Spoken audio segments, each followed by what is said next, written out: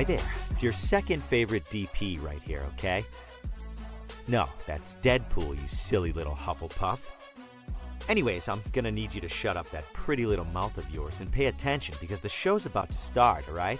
And, I don't know about you, but I know who's my vote for sexiest ex-soldier turned pop culture show host. Alright, enough foreplay. Let's get on with the show.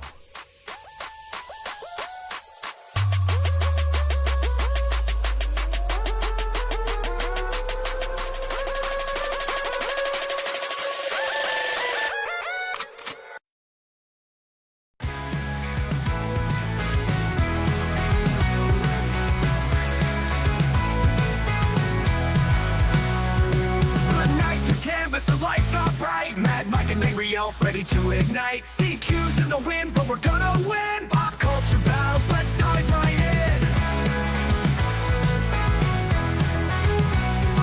From movies and games and TV crazes, our chatter's wild and sparks like blazes. No heavy hearts, just laughs and cheer. Come on folks, let's shift the gear. From movies and games and TV crazes, our chatter's wild and sparks like blazes. No heavy hearts, just laughs and cheer. Come on folks, let's shift the gear. Pop culture warrior marching on tonight. Mad Mike and Angry out taking flight. When CQ's away, the fun's here to stay. This pop culture fray, we never sway. We never sway.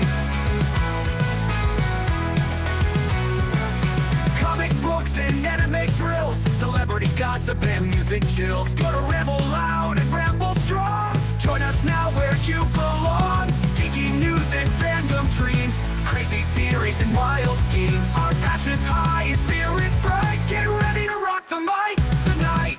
Pop culture warrior marching on tonight. Mad Mike and Angry out taking flight. When CQ's away, the fun's here to stay. In this pop culture fray, we never sway. We never sway. We never sway. We never sway. We never sway.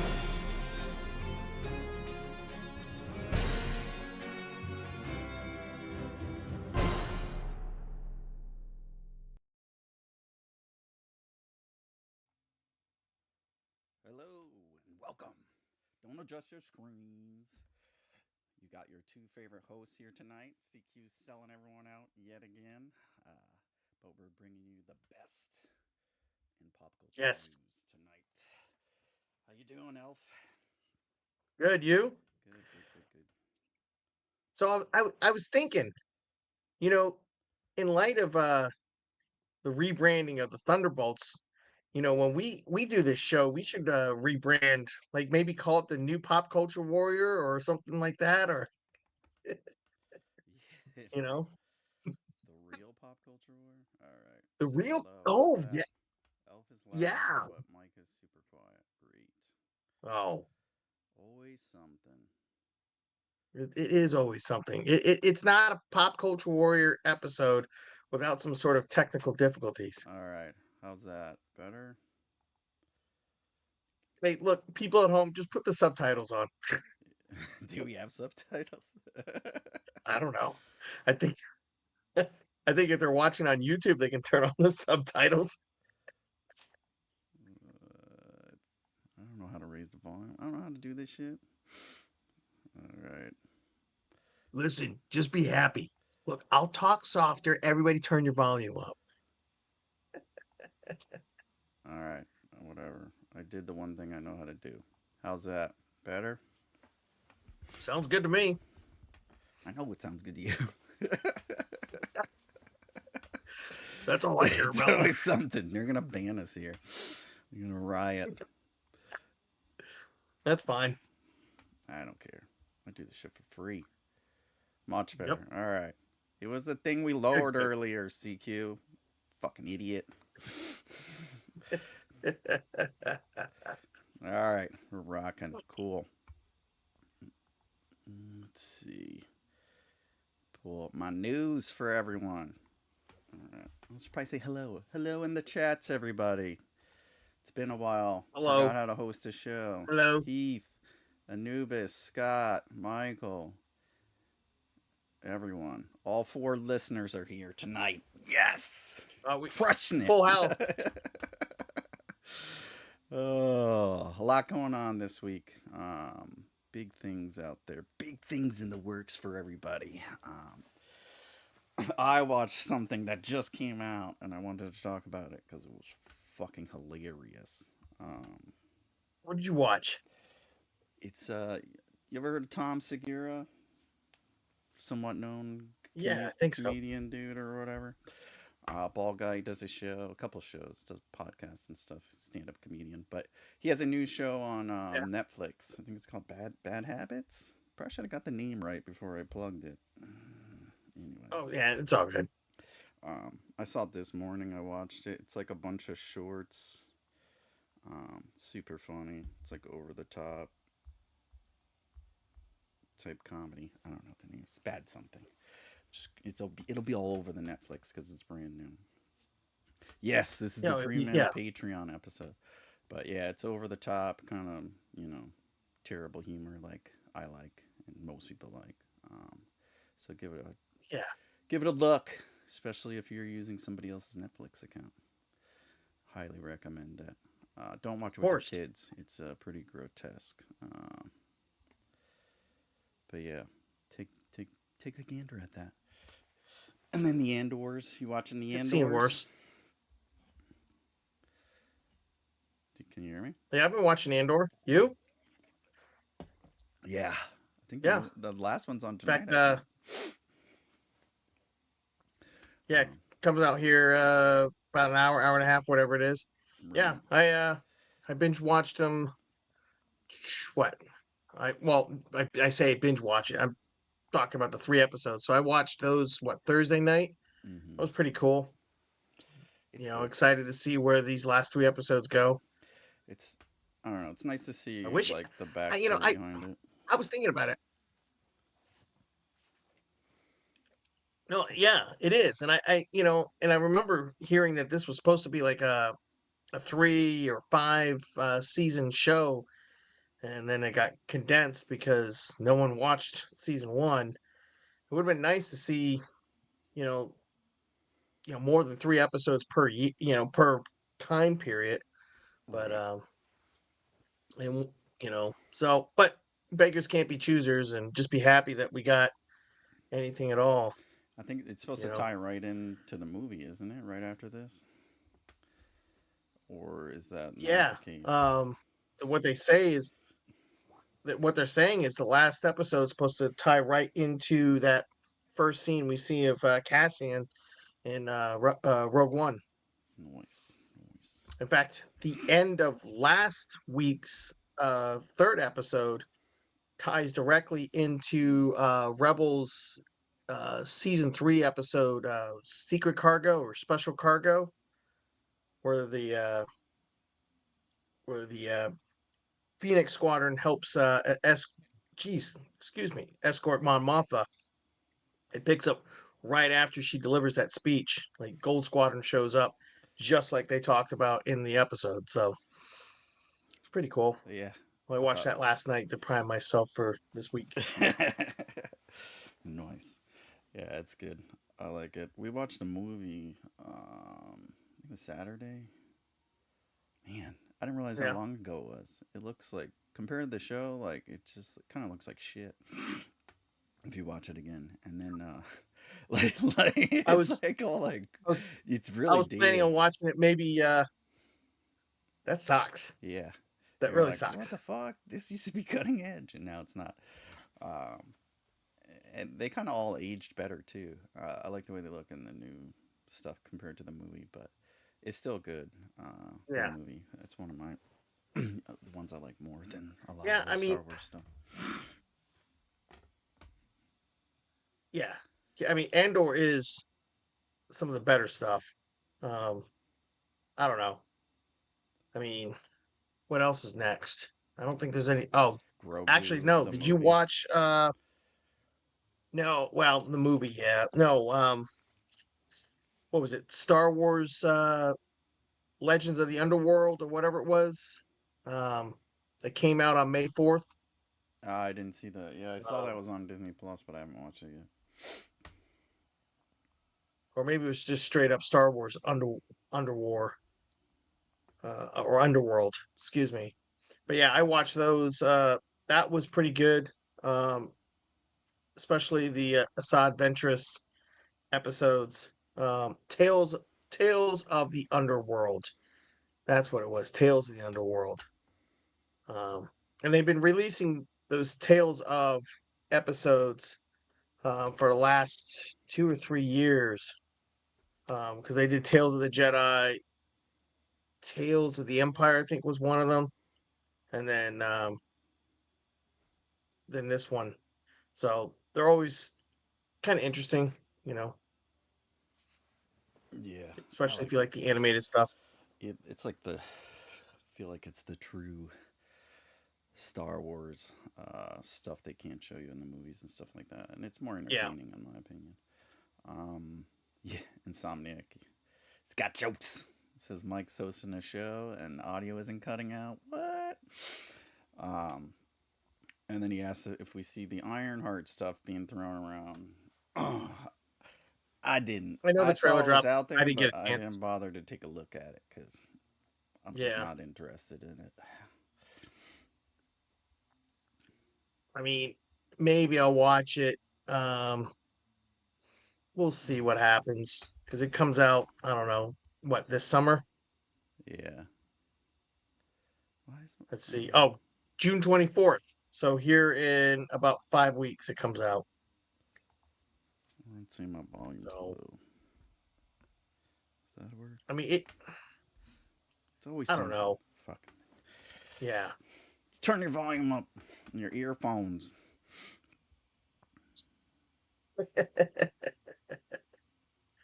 But yeah, I mean, Ironheart. I don't know. We'll see. I mean, I was more interested in Daredevil, especially once it got it back into full swing with him running around in the suit again and not being a lawyer. Big news on Um, that. Jessica Jones uh, yes. coming back. That was, just broke right before the show here. Yeah, I Um, saw that. I forgot her name. Dang That'll it. be What was her name? because they were Kristen. saying they're trying to pull all the defenders back on. So it'd be interesting if they got the guy that played Luke Cage and Iron Fist to come back too. So Kristen Ritter. Yep, coming back for as Jessica yep. Jones in Daredevil season 2. So it'll be exciting. Yeah, it'll be good. Um, everyone gave "Don't mumble when we can hear you." Got it. Thank you. Solid advice. Um, yeah, it'll be good if they can bring them all back. But Iron Fist is a little controversial. A lot of people didn't like him. I don't know, but I we'll mean, see. he We'll was all take right. I take what think we can get. exactly, but I think what was it? There was. I remember reading, and I have to go look it back up. But I remember reading that there were problems with that series, and I think that's why it came out yeah, it was so like kind of they wishy washy. rushed it, and he didn't get enough time to like rehearse or choreograph or Yeah, something, and that's why it like looked it was like something like that. shit, and he wasn't in shape, all this stuff or whatever. Um, I mean, it just sounds like typical um, Disney rush job stuff. yeah, It's like you know, the rumors right now that they're filming Doomsday, right? But right, they don't have a completed script or whatever. Something's going on, and they're just filming scenes to film scenes. And I'm like, uh, what's new? It'll either hit or it won't, you exactly. know. So Um, it's on Disney Plus, so you can't really lose much. no, Every most people have it or they get it free or whatever, but I'll be watching it. I like the Daredevils. yep, All right. Couple other late breaking things. Napoleon Dynamite sequel is in the works. You know, nothing like making a sequel 25 years later. Um, Yeah, like what's up with that? I I don't get, oh, get I it. know people need money. Yeah, but it's like it's so long ago. I don't know. I'm not excited about it, but Yeah, it is what it is. They'll make money more than the original probably. None of yep. those guys are doing anything, so they'll be back in it, I'm sure. Oh, I saw something recently. Dang it! I should have pulled it up. The What's guy that that? plays Uncle Rico like aged a whole hell of a lot too. Somebody posted he's on like another show and I didn't realize it. It's a show I watched too. I should have thought of it before. You know, I should have did some show prep here. Could have pulled up the pic. Oh yeah, But he like looks completely different. You couldn't even tell it was him. He's like a lot older now, of course. Yeah, it's like well yeah, I think it is like 20 something years. I think it came out when I was in the Marine Corps. That was at yeah. least Well 20 years ago. yeah. That show Um, or that movie, Napoleon Dynamite came out in '04, and I mean he's been in a lot of stuff. I'm just scrolling briefly through everything because he's been in Taken. He he was. It looks like yeah, he was in at least yeah, he was in all three Taken movies. Um, it was a I show. mean his show. Let me scroll because I'm just looking at his. I mean he was in. Well, there was a Napoleon Dynamite show. He was in Criminal Minds, White Lotus. White Lotus. That's what it Uh, is. They okay. posted a picture from. Oh, here it is. I got it on the Instas. Oh, Let's but see. yeah, he does. He looks completely different. Yeah, if you, You I don't know. know if everyone can see that, but if you look right there, it looks terrible. Well, it doesn't look terrible, but it looks old as shit. Well, Anyway, he's 67. well, that explains it. That'll do it. Oh, that's what it was. That he was in Monster Squad, and you'll never guess who he played. Hmm. The '80s movie. He played yeah, Monster Squad, the one Yeah. where the kids fight Dracula Yeah. and Yeah. all his monsters. Uncle Rico played the Wolfman. No shit. That's funny. Yeah, where I recognized him from. That's funny. Um, what else? Ted, the Mark Wahlberg movie with the bear from the guy that did Mm-hmm. Family Guy. They're gonna do an Yep. animated series of that. That's in the works. Yeah, I saw them doing Highlander. a reading. Yeah. Yeah, I like the Ted stuff. I think it's funny, but I have a Yeah. potty sense of humor. Highlander reboot is aiming for a 2027 or 2028 release. I think yeah, Is kind of that the you're talking about the expected that. Henry Cavill led one? Right. Yep. Fuck yes. Um, Suits LA canceled. No surprise there. Nobody watched it. That's with the Arrow guy. Nobody cares. Yeah, nobody gives a shit. Apparently. Like Suits, what the fuck's that? Five Nights at Freddy 2. It's coming out. They're gonna have more jump scares. Nobody gives a shit. James Cameron's next movie is gonna be Ghosts of Hiroshima. Still doing big freaking blockbuster movies. I think he's like almost 80. James Cameron? Yeah, I don't rem- I think he's pretty up there. Let me see. And Let's then let's look at the old. Kevin Feige supposedly has a 10-year plan for the X-Men beyond the upcoming Avengers film. So hopefully he doesn't wait 10 years to put them out. They've got it. They've got to fix. I mean, I'm hoping they do a soft reboot of sorts coming out of these next two Avenger movies, and then bring the X Men in proper. Um, They they need to need to do. something They need to do change it something. up a little. Yeah.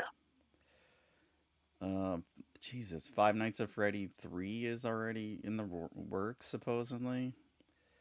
I don't know. I Yeah. wasn't even a fan of that. I didn't. I guess it's a kids like it. I don't understand it, but I watched the movie and I thought it was stupid. Well, it's Five Nights at Freddy, if I'm uh, not mistaken. It is. It was rated PG-13, if I'm not. Yeah. And I think it is. I think it is geared towards the kids because let's see. Where's the rating? Where's the rating? I see everything, but yeah, it is PG-13. So I mean, that of course is gonna bring you know, um, yeah, because the teenage kids can go see that. And it is one of those kind of jump scare type movies. So, Heath, what are you waiting to shit on, Highlander or or Napoleon Two? He's, I can't wait to shit on it. Cool. Um, Doom Dark to Ages comes out today. Oh yeah, that's right. Anyways, distracted with the comments. Beekeeper Two, moving forward. I don't know why. Good for Jason Statham. Keeps doing the same projects over and over again, and people are watching it. Smith. Snow White. No one gives a shit. Not gonna mention it. John Wick 5 will begin a new story for the character. Yeah, probably a good idea to do that. I highly recommend that.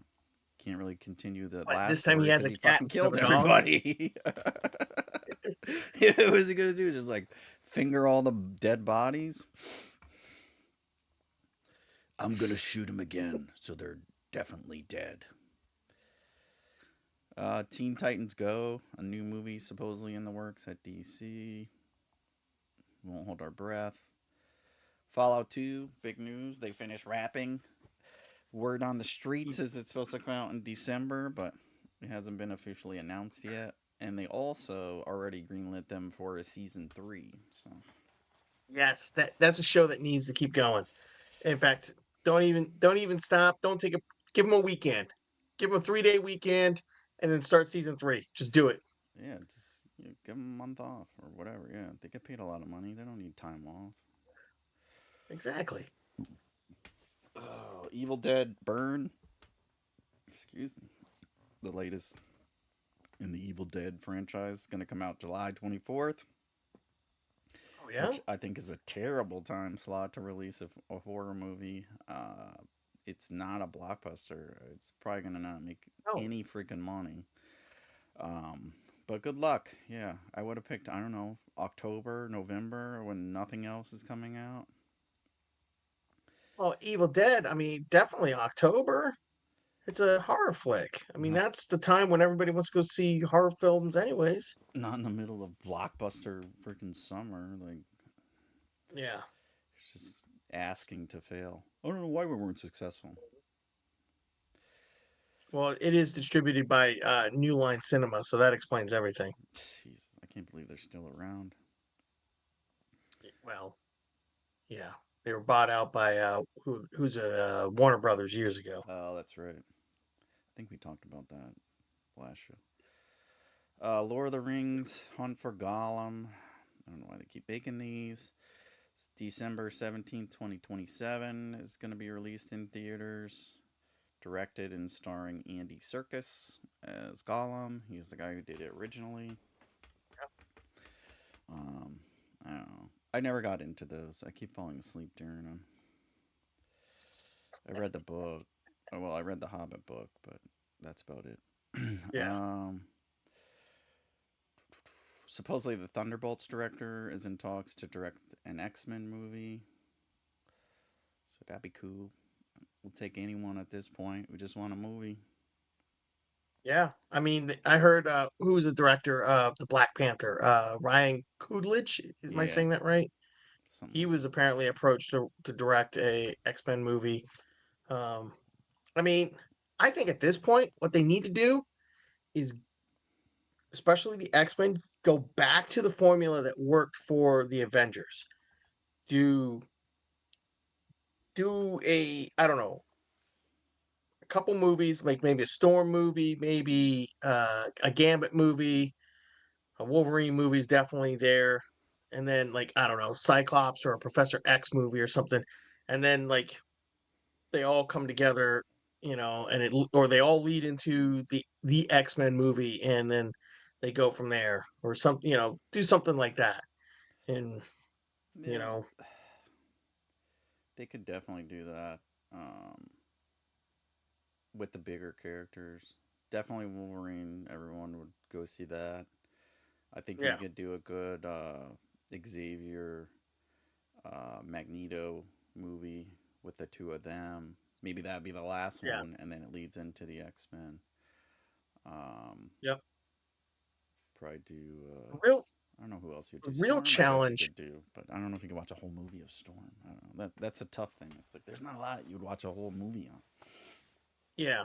Well, I mean, I was just throwing those characters out there. I mean, the only other, You could just do those I don't two know. and then lead into the damn X Men. Yeah. People will But see, watch it. here's the big problem. All right. So how? Okay, Xavier, you could still talk your way through it, but Magneto, how are you going to? Because Magneto's defining character. Well, one of his defining character points was the Holocaust. You know, he was persecuted as a Jew, and later on, when he started to become persecuted as a mutant, it was just led, and that's why he was it led into his hatred for humans and why he was, I've been persecuted once before. Yeah. So I don't know how, because now we're what? Oh, yeah, 80 years removed, more than 80 years removed from World War II and the concentration camps. Even if Magneto was born, even if they said he was born in the concentration camps, he'd be an 80-year-old person. Just they could do any kind of oppression these days. It's easy. He's in Ukraine It, and the fucking Russians blow up his town or whatever. or the Bosnian event. Yeah. They could do that. There you go. Problem solved. They'll connect it somehow to Chernobyl. Yeah. There you go. There you go. All right. Hey Marvel, just send me my royalty check. I just wrote the movie for you. Right. Patent pending. Doesn't apply. Anyways, Supergirl Woman of Tomorrow filming has wrapped. Still don't give a shit about that movie. I don't know why they're choosing to do it, but I won't it's care not about this looking new good DC for thing old until I see Tombstone. Superman. Yeah, exactly. But I don't know. The thing is, like, Supergirl is like a not a popular character. Like, I don't know No. anyone who's like, oh, I really love reading the Supergirl comics. Like, I don't even know anyone that has any or collects them or nothing. Like, I don't even think they sell. Um, I know they're not worth If I anything. Like, none of the, if no I one's have like collecting them for money or shit. So it's like, why would you no, make a movie on it? if I have a Supergirl comic, it's because it connects into another storyline. Like in fact, I don't even think I don't because even think they do the only that. big Maybe yeah Infinite Crisis, but it would just be a blurb probably on in another comic. no yeah I no so I don't know. Yeah. And then you got Jason Momoa who plays Lobo to try to get people interested, but it's like no, sorry, he already burned us with Aquaman, and Yeah, I'm just not a fan of him, honestly. So he was yeah, funny in Minecraft. hard hard sell on that one for Mad Mike. I think I might pass, Yeah. but we'll see. There'll be streaming for free when it comes out on HBO. Yep. Um, Snow White's still sucking. They tried to re-release it. Didn't make Yeah. shit. It My averaged $50 per theater. Did you hear that? Yeah. It's like terrible. That's terrible. Oh man. Minecraft made 900 million globally. Keep going. Keep going. Supposedly Deadpool and X-Men team up movie is in the early works. I don't think that'll happen, but I will keep my fingers crossed. That'd be freaking awesome. Yeah. Let's see. Shogun season 2 starts filming January 2026. It's going to take Plays 10 years after season one. So great show. I recommend Oh, it. I thought you were gonna say it's gonna take 10 years to film it. No, yeah, that's what I thought when I read it too. I was like, what? The hell are they doing? Um, I don't know why, but another Miami Vice movie is going to be made. Oh shit. Nobody gives a crap. Is Colin Farrell gonna be in it with Jamie Foxx again? Maybe he'll remember it this time. Who knows? Yeah. That's who was in the first movie Yeah, like no. But 20 he years was ago. said he was so high and drunk he doesn't remember making the whole movie. Oh, I didn't realize that. No. Yeah, that's, that was made the movie even better after that. It's like this is freaking awesome. Let's see what else we got. Spider-Man Noir. We got our first look at that. Let me go back to the other screen. That's gonna be a series. I got a picture for everyone. Yeah, that's that Nick Cage Amazon Prime series. Yep, Um I mean, there it is. Nick the picture Cage. looks cool. Looks cool, but it's like they're advertising as Nicolas Cage as Spider-Man Noir. It's like that could be anyone. It's like Pedro Pascal as the Mandalorian. It's like okay, yeah, Yeah. it looks cool. Looks like you would expect, but I don't know. It's not that epic. But anyway, It's I'll buy it if like half the episode or whatever is him running around as Peter Parker doing his thing, and then, you know, he changes into a spider suit to go beat up some bad guys. Then all right, I'll buy it. But if it's just him running around with a mask on and you just hear a voiceover, then I'm like, man, he recorded those lines over the course of like 3 days and in his basement. You exactly, know. and that's probably exactly what he did. Yep. It's just got a lot of houses he has to pay for. Um, Yeah, he voiced it in the cartoon. I think it comes out next year, right? 2026. I think so. Releasing in 2026. We all know what it's about. If you don't, just Google it. Yep. And it's gonna be on MGM Plus, and then it's gonna arrive on Prime Video the next day. Oh wow, big! That's so dumb. Oh. Oh. So one day Okay. early, if you have MGM Plus, which I think is like $5 a month, and then I'm if not you gonna wait waste the my one money on day, you that. can watch it on Prime for free. Dude, Oh half god. these series anyways, I wait until most of them are out so I can sit there and binge them, Yeah, you know? because watch one, you wait a week, and then they do like a gap in between sometimes, which really pisses me off. Yeah. It's like just release them all So, at one time. We'll watch them when exactly. we want to watch them. Yep. Um, I mean, Executive that's produced how by Amy Netflix does it. Pascal. Not saying much. I don't really like Oh her no. stuff. And a bunch of She nobodies. did she did our favorites, Madam Web, Morbius, Craven. Yeah, all the worst freaking Spider-Mans. Yep. She did us a solid though. We got to use them in Marvel. I mean, Yep. Disney. Well, true. I thought this was cool. United States Mint. They're making comic book coins. They do like silver Cool. eagles and shit like that old people collect. Yeah. Um, they teamed up with people and they like you could submit a design or whatever, and then I guess it was voted on, and they mint the coins, and they got the first. I think it comes out this summer. Yeah, summer 2025. The first ones coming out are it's all DC, but they're gonna do Superman, Batman, Wonder Woman. Um, Batman's still taking designs, and Wonder Woman's coming soon. But I got the pictures. It looks pretty cool. I'd buy it, but I know they're like $200. Let me show the Yeah. Oh wait. I buy mean, me a I'd pair. have to see. I'd have to see the artwork first. If the Oh, artwork was killing it, then maybe. But $200, I could find something. Well, then again, with the way freaking tariffs are going with plastic crack, I'm gonna have to give that up. Exactly. But it's pretty good for a coin.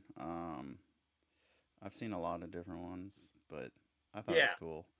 It's Superman in the outfit over his farm in Smallville, and then his parents there in the car. So that's cool. Um, check it out if you're interested. It's different. Trying different things. Oop, wrong scene. Sorry about it. I mean, worst comes to worst, if you need cash, there you go. It's not Yeah, gonna lose its value. exactly. If the government collapses, Well, if the you government can collapses, we're screwed anyways. you can barter with your Superman coins. Yep. But they have, half ounce 24 karat gold. That's the one I showed. And then they have it in silver, 1 ounce and 2.5 ounces, whatever that costs. I don't know. I don't follow it that closely. I just thought it was cool. Nope. Something different It is. for the internets.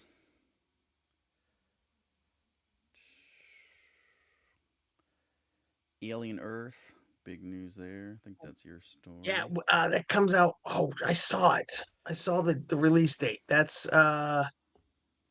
shoot. Isn't that June or is that July? Uh, first two episodes August 12th on Hulu and on FX and August. Disney Plus. Totally missed that. Eight Yeah, I'm gonna. episode season debuting on Tuesdays. It's set in 2120, well after Prometheus, and just 2 years before Alien and the unfortunate events that befell the crew of the Nostromo. Noah Hawley's Alien Earth sees the mysterious deep space research vessel USCSS Magnaut crash land on Earth with a young woman called Wendy and a ragtag group of tactical soldiers making a fateful discovery that puts them face to face with the planet's greatest threat.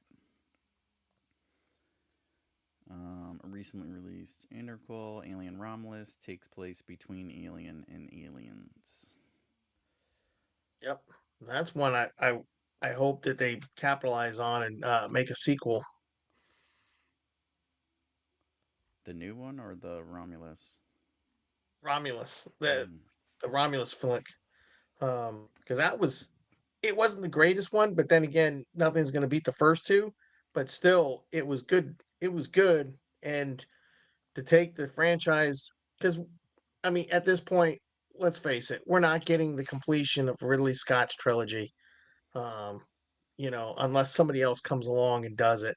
yeah, So let's go off, get some people that want to make alien movies. Let's go do it. Like, I mean, shoot, technically, we're getting two Predator films this year. We're getting that animated one, and then we're getting Badlands in November. yeah, And I mean, at this point, let's do it. Let's, let Disney do its thing. Um, I mean, now that Disney controls Fox, they have so much. And there's even people that speculate from looking at the Badlands trailer. Um, they might be setting up a new Alien versus Predator flick, and that I mean, there's been worse things. yeah. So, so I'll don't watch sit. it. I mean, It's free fitty. yeah, Well, I pay for streaming, but it's not costing me anything here extra.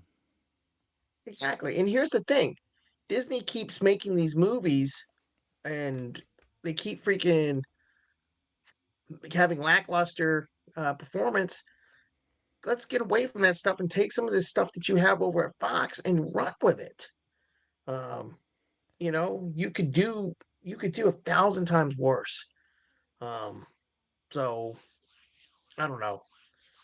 It's like I was watching something on talking about Big Trouble in Little China, which was, a Fox movie that, now Disney controls it. Do something with that. At least do something for an anniversary and release a special edition or something like that. But I was saying to a friend of mine who's obsessed with that movie, like make a sequel or whatnot with Wyatt Russell, Kurt Russell's Mm-hmm. son. who's also a U.S. agent. Have him do something where he because most of the or excuse me, most of the actors from Big Trouble in Little China are still around. Yeah, So and that was a great movie. I freaking love that movie. excellent movie. I mean, I love that movie. That is one of my all time favorites. I mean, I have a freaking Pork Chop Express T-shirt that I love to wear. You know, And I don't know, on the they're always replay. looking for new franchises, look how they're redoing all these old movies like Napoleon 20 years later, Top Gun. It's like do the aliens, all this, whatever you can get into it. Put it on streaming. People have it. They're always trying to boost streaming. Like we need to get our numbers up. Nobody's watching. That's an easy way to do it.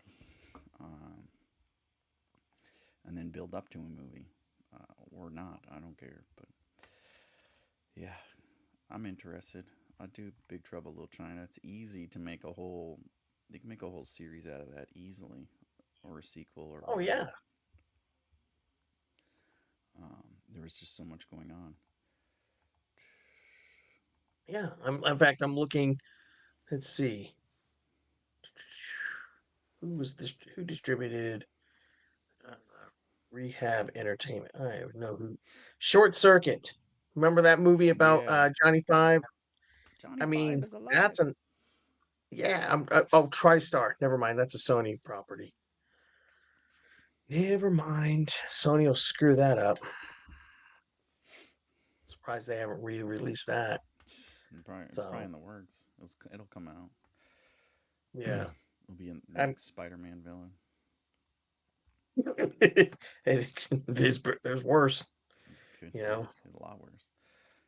Um, Bringing back old stuff again. Speaking of that, American Gladiators coming back for third or fourth time now. I think. Yeah, it's got to be at least the third time. Yeah, I don't. It was good in the '80s when they're all roided out and drugged out, but Yes. uh, anyways, it's gonna be on MGM and Amazon Prime and hosted by The Miz, the wrestler. Uh, so yeah, good luck to him. Yeah, It's just that's not something I don't people care about anymore. So I don't know. know. I was more interested in they're gonna supposedly they're bringing back Fear Factor, which I thought that was always entertaining Is daytime Joe kind of Rogan going to TV to host it? watch. They haven't said yet who would host it. Um, it wouldn't be the same without him. I mean, if they Right. can get him, you would have to. I'm sure if you paid him enough, he'll do it. But maybe they're talking to him about it or something. I don't know, but we'll see. They'd have to film it in Texas, which I don't think they would. I don't think he's gonna go to I mean, L.A. to do that show all the time. no, he's not. Um, but yeah, I don't know. I mean, Fear Factor. I mean, some of these shows were good at the time, but I, I, I don't know. Especially the fact that like most broadcast TV shows are kind of dead. Right. I mean, so, and I'm not gonna say. Then again, my wife sits there and watches all these, you know, like the Great Bake Off or the you know Harry Potter freaking cooking show or whatever it is contest, baking contest. She likes to watch those shows. Um, the good one was the what was that show where the special effects Face Off, um, where they would get a theme and they'd have to create a special effect or makeup, create a creature and stuff like that. So it's kind of I don't know. I'm not gonna watch it. No, I, I'm not you know, I either one. If it's like if I have nothing else to watch, um, if I'm in the hospital or something, I watch that shit. But that's about it. well, here's the biggest problem. Uh, I'll tell you where I spend 98% of my time is on YouTube. Yeah, You know, and that's most people. yeah, I can find a lot better stuff to watch on YouTube than I mean. And what do I end up watching? Kind of little like 20, 30-minute documentaries on, movies from the 80s and 90s and or uh police and military operations that went freaking south or whatnot. Uh, I'm screw it. I'm not, you know, what or I watch some weird stuff, about two guys talking about freaking pop culture. Yeah, right. What are these guys talking about? Mumbling around. Um, I watch How to Fix Shit. I'm boring. Well, Or there's that people too when I have to. falling or hurting themselves. That's always hilarious. Yes. What else we got? Um, Surprise, surprise! The Marvel 1943 Rise of Hydra game was delayed. It's supposed to be released later this year. The developers made the decision to push the game back. Final release date has not been revealed yet. They're saying early 2026. At this point, most games I need to feel be like freaking delayed. every game gets delayed. It's just expected. And then they No then they have a surprise. huge day one patch or whatever you call it, and then you find out they're buggy as hell, and then they've got to patch it again, and it's like 6 months to almost a year after the game comes out that it's finally in its like best performing whatever version, and you're like, that's why it's like, why am I gonna buy a game? Yeah. You know, Like we were talking, oh, CQ and I were talking about, it's like just go to Game Pass. So much content on there. You pay whatever $30 a month or whatever it is, and it's like I mean, games you would normally not buy or you wouldn't buy them to play them. They're on there for free and they're freaking excellent. Um, I think that's the future right there. yeah, I mean, it's at the point, especially with Xbox, because Xbox now you can play through Game Pass. You can play on your Xbox if you have one. You can play on your computer or your laptop as long as you can stream. And then what else? I saw Xbox. I think Xbox is bringing their games. There was one other place. Maybe it was like on iOS. But the point of the matter is you can play game. I mean, you can play games anywhere now as long as you can got an internet connection. It's like it's been said in the past. Microsoft needs to stop making the systems and just create the pathway and the controllers. I mean, you can connect it to this and or that, and then you get the games. Who cares? Mhm. Besides, most games are going away from being physical copies, anyways. No, one, you know. Yeah. Excuse me. The cheaper Xboxes, they don't even have the disc drives. So, and I don't buy any. I don't even use my disc drive. I don't buy any physical copies of only Wii games is the only thing I have. But even that, I just started downloading. So, Yeah, not but I Wii, mean, Switch. but Jesus, yeah, I know what you meant. But same here's the difference. other thing, because Switch and these tariffs, Xbox just straight out freaking raised their prices, what, 2 weeks ago? Like basically raised the price on each console and each yeah, all their hardware, not just consoles, but all their hardware. Like they raised it by like $100 or whatever. So it's like, you know, Yeah. and in fact, it was last week we talked about it because I gave freaking we were talking about it and I said to CQ, I was like, I haven't seen any announcement from Sony about raising the prices on PlayStation. And he's like, oh, it's gonna happen. I was like, at this point, maybe they're just waiting. Maybe they won't. Yeah. You know, if they can swing it, maybe they won't. Because there's some retailers out there that or companies that are not even though the tariffs are screwing everything up. People aren't. Some companies are not raising the prices. Hasbro.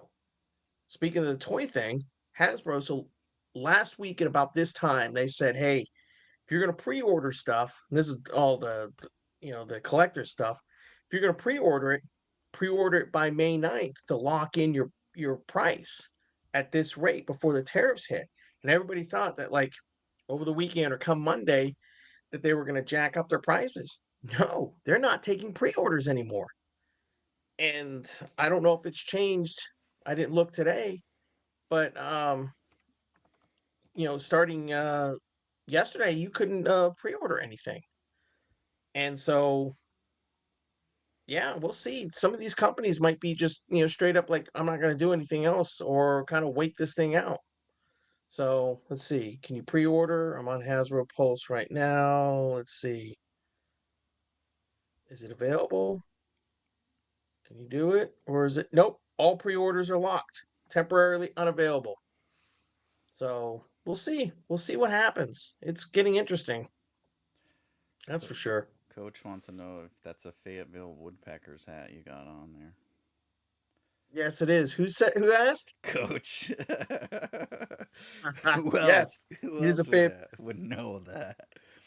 Yep. It's Fayetteville Woodpeckers. Nice.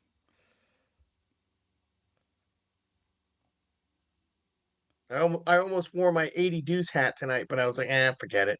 Because they a couple weeks ago, about 2 weeks ago, yeah, they switched out for 82nd weekend, and they had a maroon cap with a panther flying across it.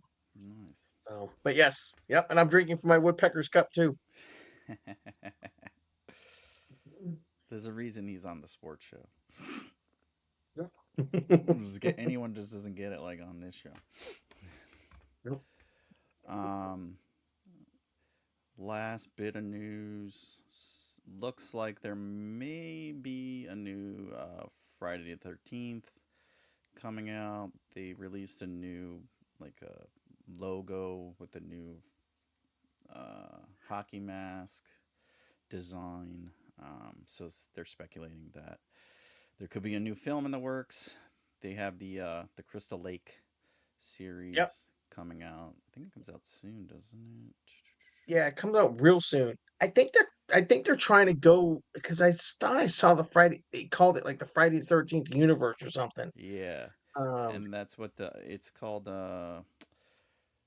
Jason Universe, and it's UN the Jason number Universe. one the number three RSE, and they have a new hockey mask for the logo. So it's like, yeah, if the Yeah. Camp Crystal Lake show does good, I can guarantee you there'll be a movie coming out after that. I Yeah, mean, I the don't last remember when movie, it comes out. which Crystal, I just had a tab open and looking at it, and I closed it before that. Uh Now granted, it was like, shit, 16 years ago.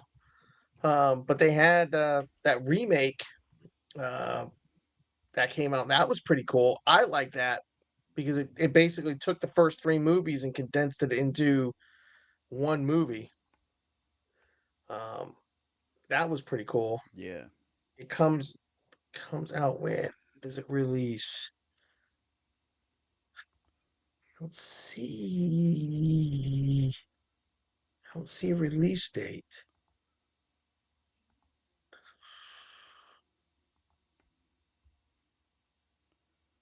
Yeah, I don't see a release date. I see everything else. Um, let's see. Maybe old IMDb will have a release date. Coach says he has the USA flag hat in his office, and then Heath says 2505 all the way. Yep, 2P. That's why I did both my combat deployments of the 82nd was 2P. No, I think they're still working on the Crystal Lake show, because they've got, uh, I'm going to butcher her name, Linda Cardinale. She was Hawkeye's wife in the Avengers, and then she Okay. was, yeah, she was Velma in the live action Scooby Doo movies. So she's attached to play Pamela Voorhees, but I think they're still working on it, because the star on IMDb it only has two cast members. I'm fairly certain this show's going to have more than two cast members. So, but yeah, I mean I'd watch it. I'm gonna watch it. You know, Yeah, I love that stuff. what got me into movies and stuff. Excuse me. And it's free. It's on Yeah. streaming. I'm all about the free on Yeah. streaming. Well, not free, but But I don't yeah, have to we pay know what you 20 mean. bucks a person to go watch it. Oh, Uh, speaking of spending money to go watch, did you see that AMC announced? I think it's starting in July. Wednesdays, they're going to drop their ticket prices by 50% for anybody that is a stub member, which oh, is their nice. their paid premium whatever. Which I thought Stubbs was. I said Isn't some. that free? I thought it was free. Or did they change it? I think there's several tiers. Ah, Their okay. their bottom tier might be free. I pay like I think 20 or 30 bucks a year, and I get everything but like there's one that I think the next tier up, which is more expensive, you get like free tickets like throughout the month or whatever. But anyways, but I said something to my buddy about them AMC doing that, and he goes, "Doesn't fucking matter because it's the ticket prices don't kill you; it's the fucking concessions." And I'm Yeah. like, well, you don't have to eat the shit. Don't buy shit. Yeah. Yeah, Bring it in like a freaking every other poor person in the world. yeah, stick it in your Oh, prison pocket, you'll be fine. constantly bringing shit in. They don't even have enough people to check you anymore. Most of the time when I go into theater, they don't even scan your tickets. I can't even tell you last time my tickets got scanned. I'm like, I don't even know why I buy them anymore. I Um, mean, my theater, the theater that I go to, they they don't scan it, but they look at your tickets. But between being a Stubbs member and being a veteran, I mean, I went and saw Thunderbolts for $4. nice. So, and then the time before that, when I went to go see Captain America 4, I spent like $4. Now I broke the bank at the concession stand. In fact, of course, when I went and saw Thunderbolts, I had to get Oh, my you got the popcorn bucket. bucket. Nice. Yep, and the cup with my U.S. agent. But yeah, that's why I spent so much damn money at the concession stand. Um, but yeah, who cares? That's the whole point of going to a theater. Eating stale popcorn, drinking freaking, stuff you're not supposed to drink anyways, and then sitting there, you know, dancing in your seat because you don't want to get up and use the bathroom because you don't want to miss any more of the movie. Yeah, exactly. That's the problem I always have. It's like I don't when I watch shit at home, I don't like. Well, maybe have a couple beers or something, but usually I don't eat or drink shit. I go to the Yeah, movies and then I drink a whole bunch of soda or some crap, and then I gotta pee right in the middle of it, and you miss all the good yeah. crap. And that's why my wife doesn't like going to the movies anymore because, she's like, "Oh, I can wait." And this is the problem. But she's like, "I can wait like 3, 4 months and it'll be on streaming. And then I can, if I got to use the bathroom or if I got to get up or somebody calls me, I just pause it and I come back to it." And I'm like, Exactly. "Yeah, but then you got to stay off of social media for a couple months. And so the movie's not spoiled." Right? Yeah, like Thunderbolts, they've spoiled the shit out of that. Uh, Yeah. Yeah. That was the big problem I had because opening weekend I couldn't get out there because I was traveling for work and I was going to go Monday and I literally log on to uh, the website to check movie times and there it is. The poster had been rebranded New Avengers and I'm like, mhm. God damn it. Could have waited another week at least. Yeah, but who cares? I mean, at that point I was like, whatever. I went and saw it. I enjoyed it. It was good enough, you know. Yep. Now let's hurry up. I want to see what happens with Fantastic Fantastic Four. Four. I want to see how this is explained. All right. I'm gonna throw us on break. Stick around. We Yeah, should when we come back. We should have Jonathan Bowen. He's a director, writer. He owns his own production company. Not much he doesn't do. He's got a new movie, The Comic Book Shop. We'll discuss that and a bunch of other things that he has going on. So stay tuned. And are you gonna come back after, or are you gonna cut it out? Cut out. All right. Well, no, I'll be, back there watching the interview, All right. and then I'll come back when after the guest runs away crying. All right. Sounds good. All right. Stay tuned, everyone. Bye. Bye. And find the thing. Right back. She said.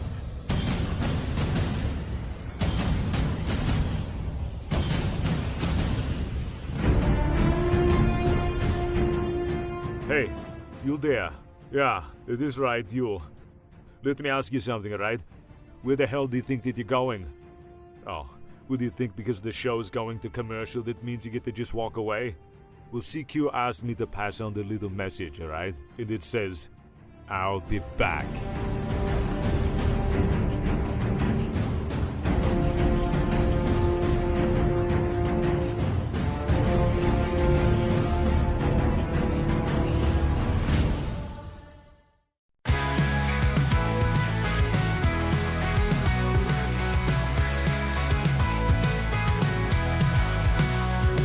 The nights of canvas, the lights are bright. Mad Mike and Angry Elf ready to ignite. CQ's in the wind, but we're gonna win. Pop culture battles, let's dive right in.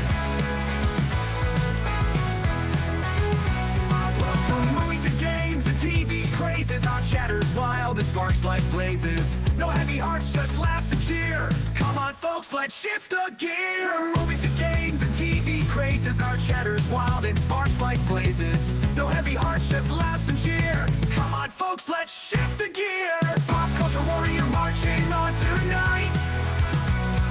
Mad Mike and Angry Elf taking flight. When CQ's away, the fun's here to stay. In this pop culture fray, we never sway. We never sway. Comic books and anime thrills, celebrity gossip and music chills. Gonna ramble loud and ramble strong. Join us now where you belong. Geeky news and fandom dreams, crazy theories and wild schemes. Our passions high and spirits bright. Get ready to rock the mic tonight. Pop culture warrior marching on tonight. Mad Mike and Angry Elf taking flight. When CQ's away, the fun's here to stay. In this pop culture fray, we never sway. We never sway. We never sway. We never sway. We never sway.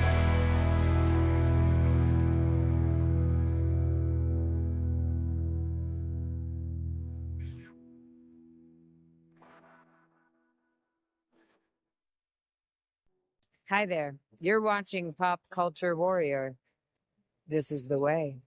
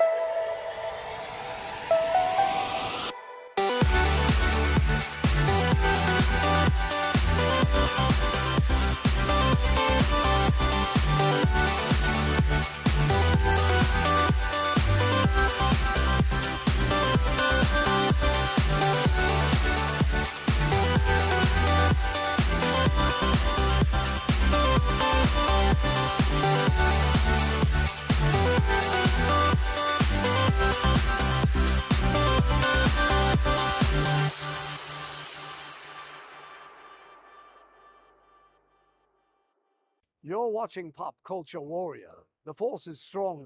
They have the high ground.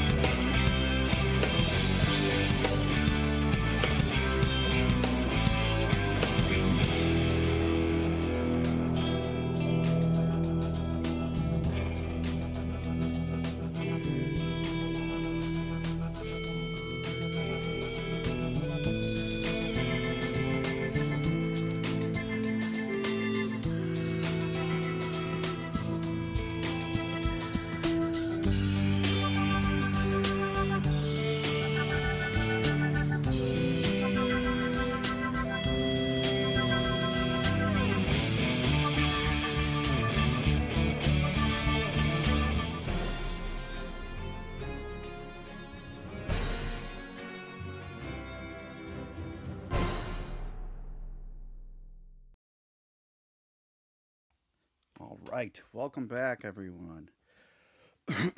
Second hour, we have our guest, Jonathan Bowen. I'm going to give you his introduction real quick. He's a true multi hyphenate creative, writer, director, and founder of JLB Media Productions. He's helmed thousands of corporate videos, music videos, and shorts. But it's his heart for character-driven storytelling that shines through in his indie film work. His latest feature is the comic shop. Excuse me. It's a heartfelt and personal story about two very different comic book fans. One, a delusion store owner. The other, a shy teenager who form an unlikely bond that changes both their lives. With a talented cast that includes Jesse Metcalf, the newcomer Micah Giovanni. The film tackles identity, purpose, and finding your inner hero, all against the nostalgic and colorful backdrop of comic book culture, which we love here on Pop Culture Warrior. Jonathan's a Star Wars fan, former film critic, and passionate voice in independent filmmaking. Please welcome to the show, Jonathan Bowman. Let me unmute him. All right, Bowen. welcome. Hey, thanks for having me. You wouldn't be a Pop Culture Warrior without a little technical difficulties. Oh, it's all good. That's our signature. That's awesome. Yeah. So welcome. Yeah, you a lot of stuff going on. Very busy. Thank you for coming on the show and chatting with us. Yeah, thanks for having me. We'll kick it right off. We ask every guest this after their fantastic introduction. I think I do it better than CQ does, but what is your connection to the military? So I don't have a lot of connection in the military, but I was just mentioning sort of backstage. When I went to the Beverly Hills Film Festival last month, I met a guy named Asher, just sort of by coincidence at one of the after parties. And we've sort of become friends because it started out like, oh, where are you in from?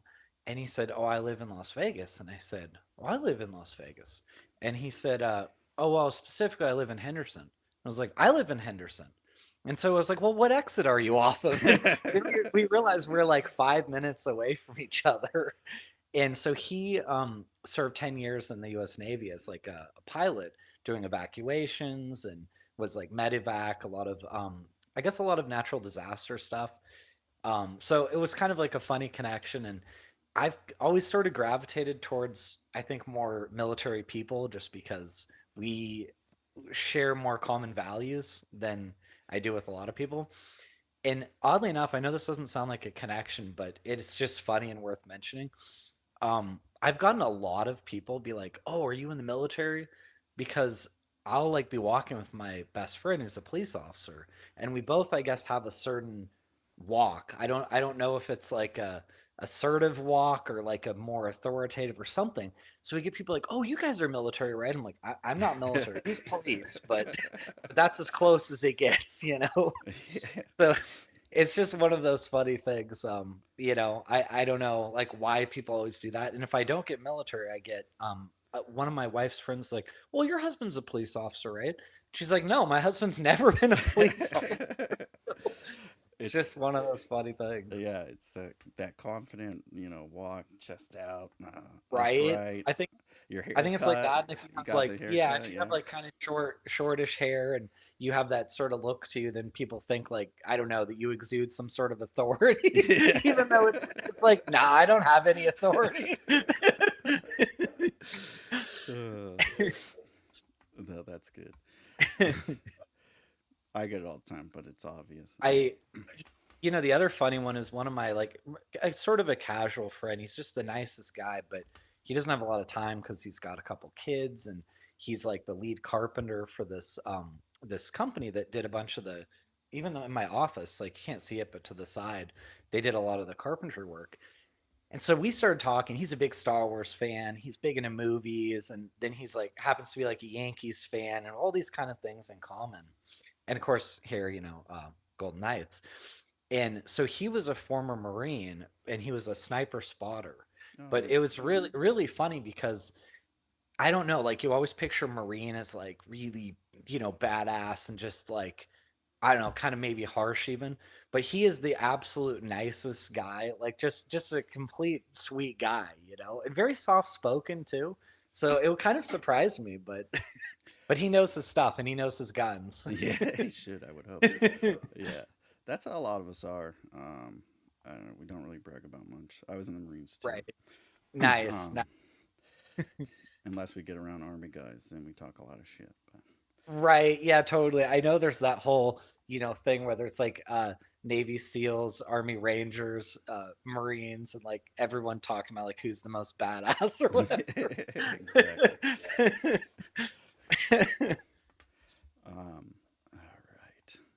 So your movie is, I'd say it's something that when CQ sent it over to me, and then I read the stuff, the synopsis that they send us. I was like, oh my gosh, this is great. Um, I think everyone that likes comic books or whatever, they always have their comic book shop that they visited. That's how I got into comic books. A friend of mine was into them, took me to the comic book shop. That You was don't how want it to was for go, and I was like, I'm not going there. It's where all the nerds are. right. Yeah. He's like, no, come on, whatever. And you go, and I've been going ever since. I think I was like 12 or 13 or That is something. so funny.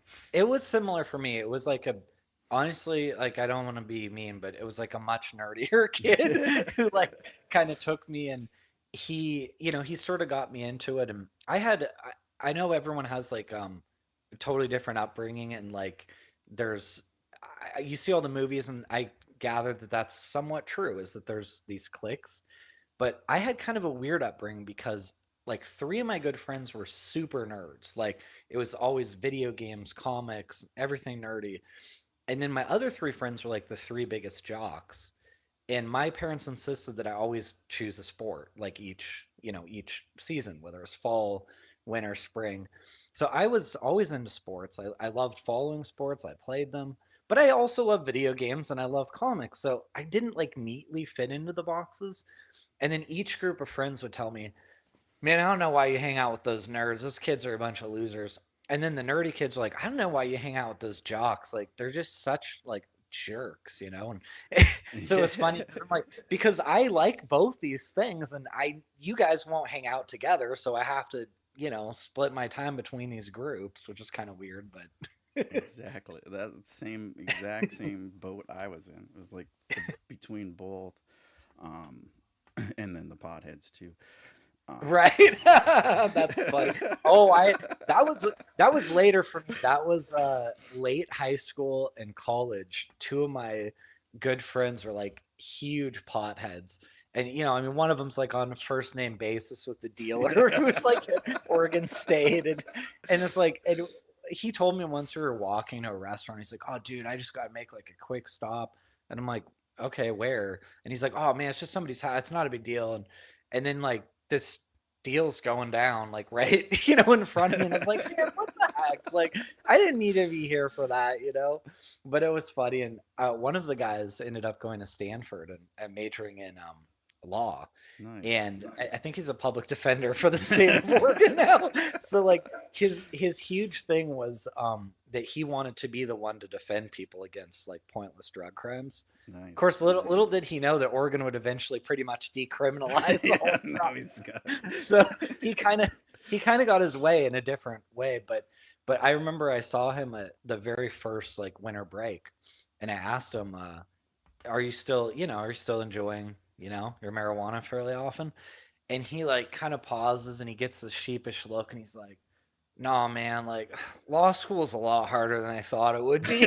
And I was like, well, you're going to Stanford Law. Yeah, like you should have kind of expected it to be difficult. Just a little.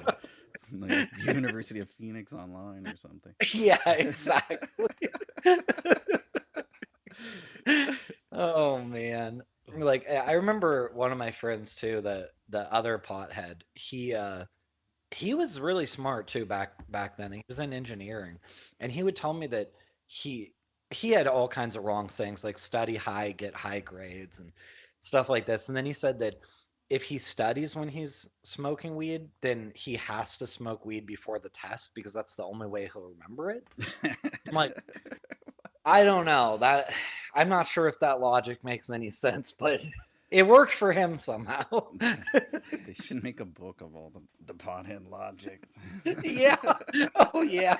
It's so true. I feel like most of my other friends and I, we just liked our drinks, like we were usually just drinking too much, and then we'd be laughing at the potheads because they'd be pointing to stuff on the wall and telling us how deep it was, and we're just like, dude, you are way too high. Like, Exactly. nothing you just said makes any sense. Yeah, I got into drinking in the Marines. Yeah. You also excel at. Yeah, don't blame me there. But yeah, no, I thought it was a great idea for a movie.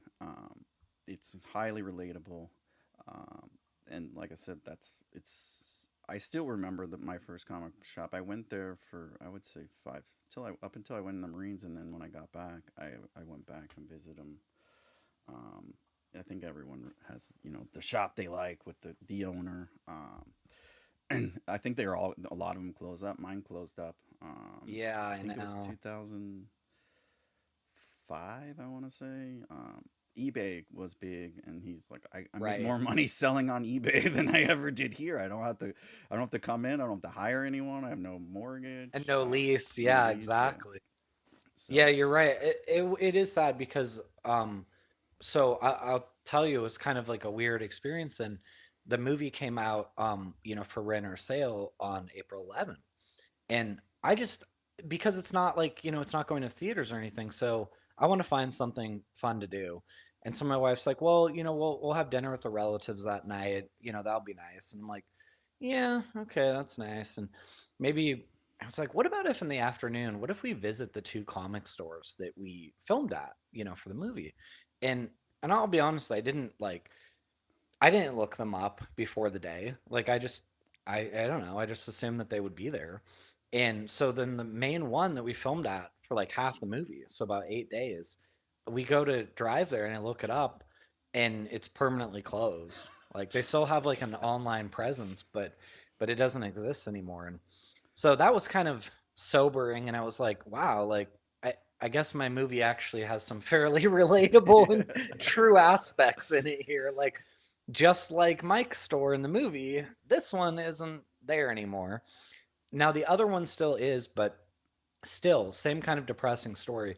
So a lot of people I think in comics know about it because the System of a Down drummer owns this place, Oh, Torpedo. okay.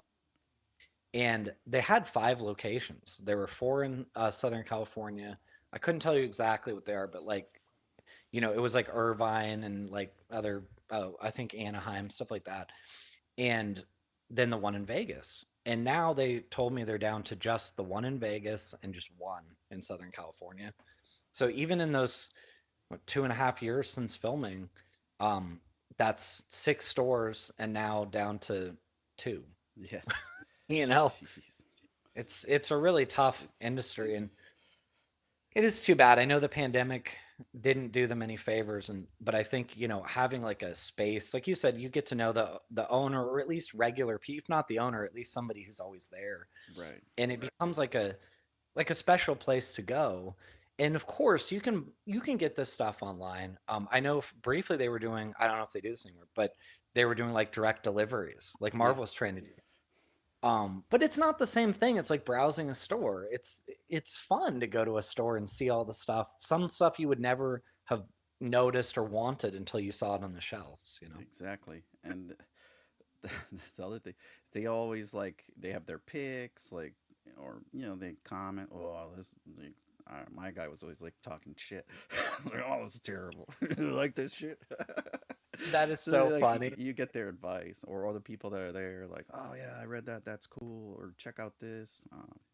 That's how. Well, you talk about it in the movie, but that's I got into a lot of independent comics from the shop. Like I Yes. used to only read like Batman and Avengers and Right. stuff like that, and then go into the shop and they're like, no, check out this. This is way better. And then I got into weird shit like Chew and stuff. But Yeah.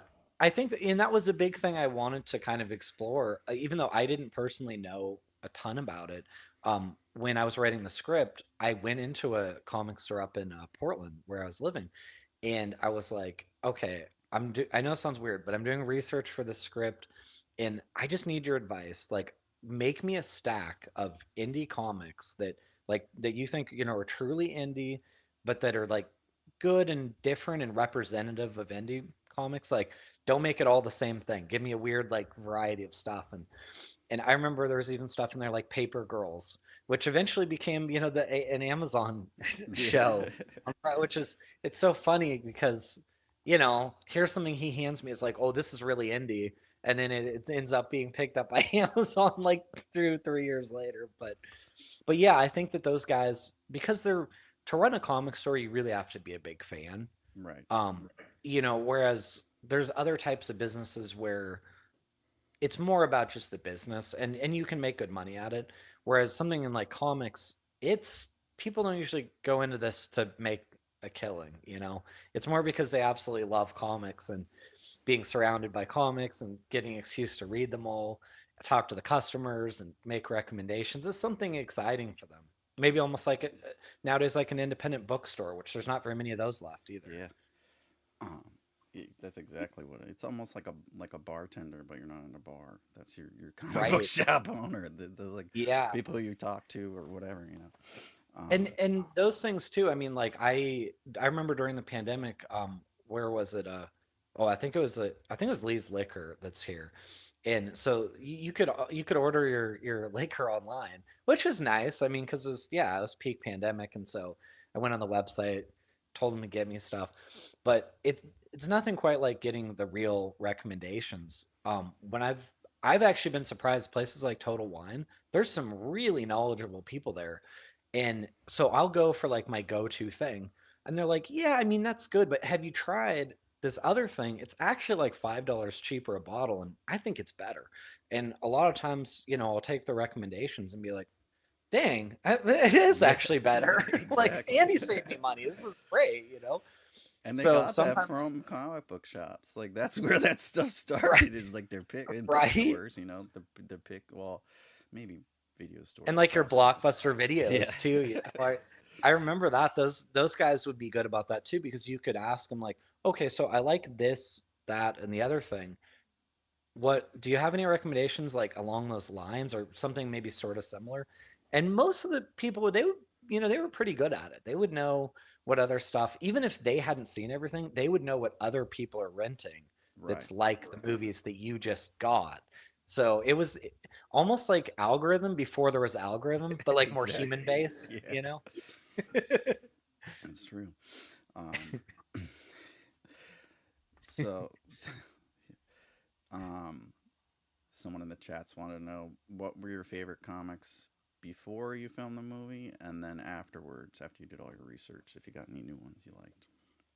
Hmm. Yeah, I mean, I can't necessarily say I like got new ones necessarily after the movie, but as a kid, like I started, pretty simple, I suppose too. Like I started with mainly Marvel. Then of course I got into some DC, like Batman. All there was some Dark Knight line at that Yeah. time, and then I started veering off a bit, and then I got really into Image comics because I just thought it was so cool that all these like top creators had left to make their own Right. company. And so I kind of got a little bit into almost everything Image, but specifically I became a huge Spawn fan. So I bought like all the action figures. Like I had the variants of the action figures and then all the issues and just random anything that they made that was Spawn. I was pretty interested in. I just really liked the story. I thought the illustration was, really top notch. But I tried to give a chance to, you know, most of most of the spawn or the Image books, like at least a little bit. And I can't say my knowledge of them all was super high, but I couldn't get away from always buying the number one issue of Yeah. everything like that. Right. If nothing else, I just had to have it and collect it. And then I kind of went, I go a little off the beaten path, like some Valiant stuff. Um, but I wouldn't say that I ever, because of my age, maybe too, I never went much away from superhero stuff. Whereas that was something I noticed before doing the research for the movie, is that there's actually a lot of comics that are, not superhero based, like, well, like a Paper Girls or, Yeah. things like that. Even something, like The Walking Dead it's not about that. I mean, it's still supernatural, it's zombies and whatnot, but it's not like we don't have Superman in a zombie world. Exactly. Yeah. That'd be cool and all, but that's not really what it is. So I think that was a kind of neat, eye-opening thing as more of an adult, realizing that, well, comics just like anything else, like TV or movies, it's just a medium of storytelling. So I know some people like my dad, he's pretty old. He thinks comics has to either be like the Sunday funnies that he grew up with, or it has to be like superheroes and spandex. Yeah. But it can actually be anything. It can be anything you want to draw and tell a story about using this medium, which is, I think, really fun. It's fantastic, and like there's so many good stories, like you said. Anything you can think of, like detective stuff, like anything. It's just Right. crazy. Elf stuff, anything you can imagine, it's out there. A lot of it's crap, but there's some good stuff in there too. Yeah. I think And it's neat too. They can like appeal to different markets, even if you want to, if it's like offbeat, like LGBTQ comics, they know, hey, this is our audience. This is what we're making this for. And that's the thing about the medium is it's not so expensive, right? Like it's not like making a movie where, I mean, the smallest movie costs such a fortune that right. you really have to have a decent audience in mind or it's not going to make its money back. Exactly.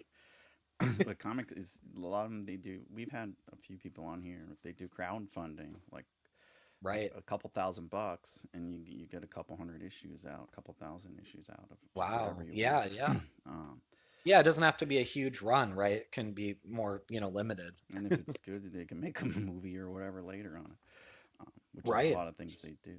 So, Yeah.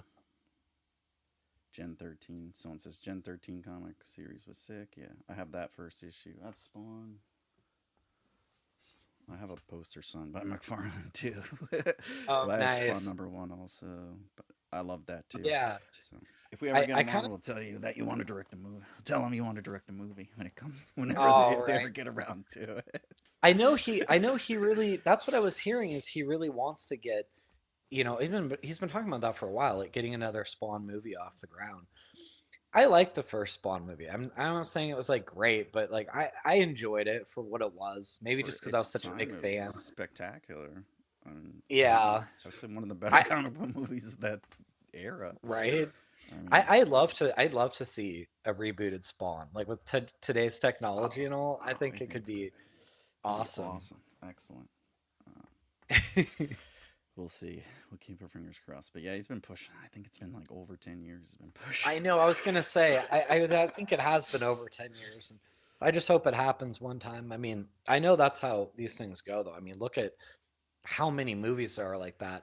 Where I remember hearing about Beverly Hills Cop 4 when it was like the mid '90s, Right. and then here we are finally. What was it, like a year or two ago? Yeah, it Then was like here's last year. finally. I thought that would absolutely never happen. I will say one thing about that movie that was really funny to me is, man, like it's true what they say, like black don't crack, because Eddie Murphy looked great in that Right. movie. And then the two white guys look like they They had look aged about terrible. 50 years. like, It like are didn't they even look alike. 85? What's going on Yeah. here? And it was like I'm like watching this like, okay, Eddie Murphy looks like he's like 8 years older than he was, even though it's been 30 years since Yeah. then. Like, It's like, what what is the going hell? on? They'll get it off the ground. I'm sure they'll get the Spawn thing eventually. And I think that they could. I think something like that could be cool because, as you see, Marvel sort of hasn't had the most success lately. I know the reviews on Thunderbolt were really good. I saw it as well. Um, it was fun, but even then, the box office wasn't. It wasn't great, not by Marvel standards. No. So I think we could use a little something that's different. That I think most comic fans know Spawn. They really should. It's well known. It's not like Spider-Man, of course not, because my dad knows what Spider-Man is. Yeah. But once you get to older people, they probably don't know Spawn if they're like over 65 or No. something. I think, and that's what I think did the original one in too, was they marketed it as a big blockbuster. It's like it's an independent. You gotta give it that independent touch, that rated R, hard R, kind of like Deadpool, Right. and just go for it. Stick to the material. Yeah, And you're they did right. excellent. Because it is not. You're so right. Like, I mean, you look at those comics, and so one thing I did after the movie, I haven't made a lot of progress, but I was buying the digital Spawn ones because I sold my collection so long ago. Yeah. So I'm trying to like get the 50 issue digital collections so that I can just go through and just I'd love to catch up. I'd love to see what happened after I stopped reading. Right. And it's kind of fun, like browsing the pages on the iPad. Of course, real comics. I mean, I would never, that's amazing. But like at the same time, I'm not going to go buy 300 issues of Spawn at this Right. point. I don't have the room for that. And it's like the money also is when I just want to catch up on the story for me as somebody who was into it a long time ago. And you're right though, that is not PG-13. Like, I mean, spleens are getting ripped out and there's blood all over the place. Like that is a hard R. Yeah. I mean, even the subject matter is like, my uncle is uh like a pastor, and he wouldn't be a huge fan of the Spawn story. It would not be up his alley at all. Exactly. Yeah, I think it'd be excellent. We'll see what happens, but I mean, Right. you can't get too much in the comics, but they did it with Deadpool. They could do it definitely with, and they did Preacher. Preacher was insanely sick. Oh comic. yeah, I don't know if you ever read that. a little, It's yeah, pretty rough too. definitely. So we'll see. All right, back to you. So you've directed corporate videos, music videos, short films, and 2 indie features. What was the moment when you knew that this was the story for your next project? Hmm.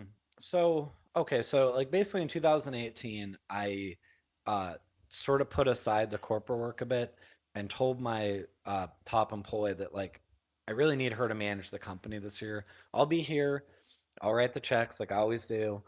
I'll be involved, but I can't be doing all the day to day because I said there's too many years that have passed that I haven't gotten to pursue what I want to do and actually be, writing scripts and focusing on my film career. So it needs to happen now because I'm not getting any younger. And I spent the year writing a bunch of scripts, and I didn't care about the budget of them. I didn't care about whether I'd be able to do them. I was just trying to write good scripts, get the get the cobwebs off, and like hone the craft. So the comic shop was really the only script I wrote that could be done on any sort of decent budget. I think one or two of the other ones, one of them you could probably do on 4 or 5 million, and then another maybe.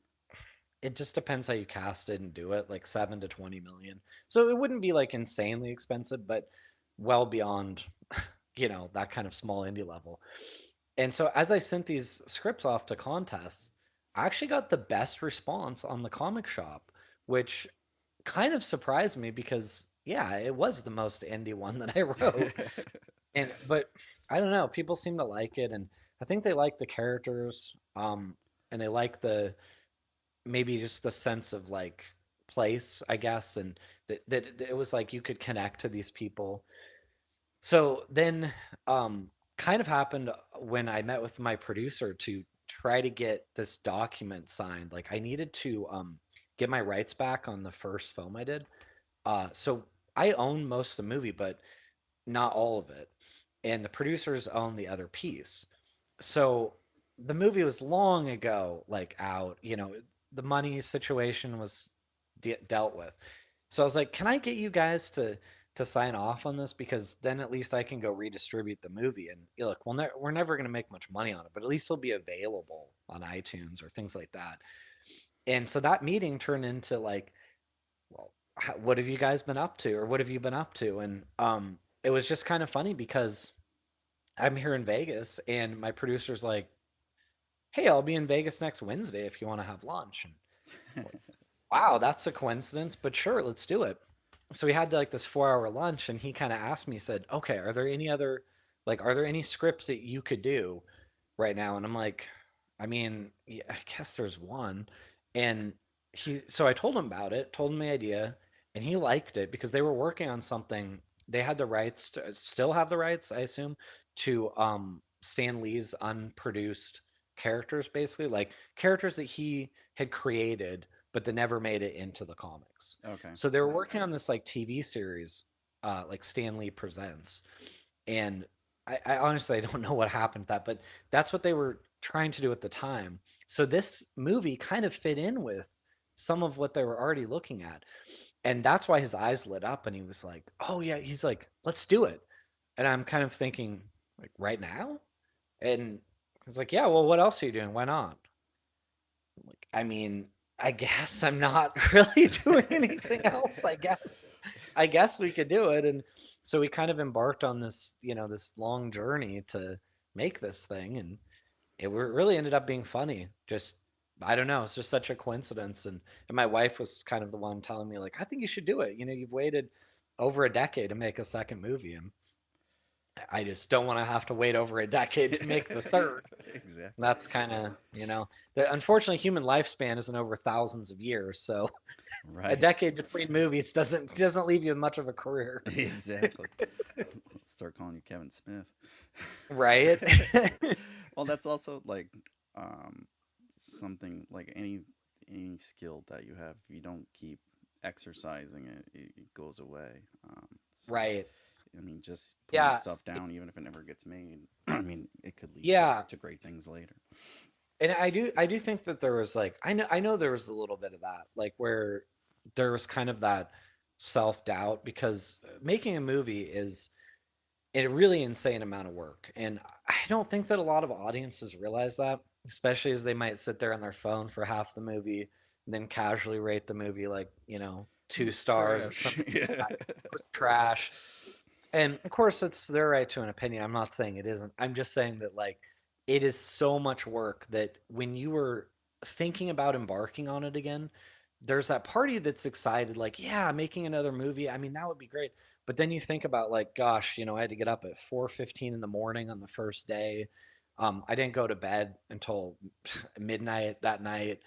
Got up again the next day at 5, and so you're sleeping 4 or 5 hours a night the whole time. And then there's a lot of egos. It's just it doesn't matter what the shoot is. There's creative disagreements, egos, difficulties, things that you can't control, technical issues. Like we had one of those on the first day. And we got kicked out of a park on the first day. We thought we were permitted, but they basically were like, "No, you're permitted for the road, but you parked all of your production vehicles in the parking lot, and you were not permitted for that." But luckily, we started so early the first day. By the time they kicked us out, we were already done with the scene. Nice. So I was like, okay, yeah, no, we'll leave. We'll leave right away. As I'm like, we got it already. Let's get out of here. It was really funny. And so I think that there was that part of me thinking, man, I remember this being really hard to make a movie when I was like 27 years old.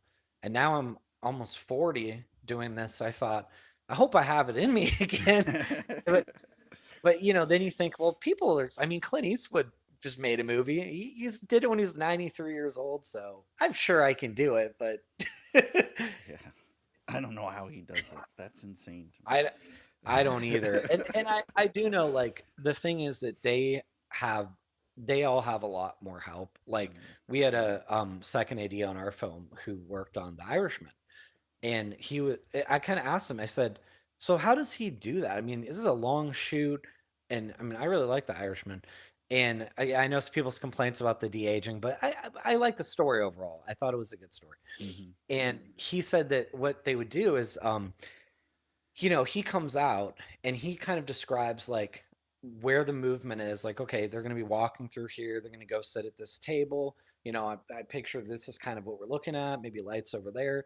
And then he goes into his trailer and he takes a nap, and while they spend the next 2-3 hours setting up the lights. Oh, nice. So so that's the way you direct that when you are older, because yeah, you're tired. I mean, you can't be sleeping 4 hours a night when you're 75, 80 years old. It's just that's gonna wear on your body too quickly.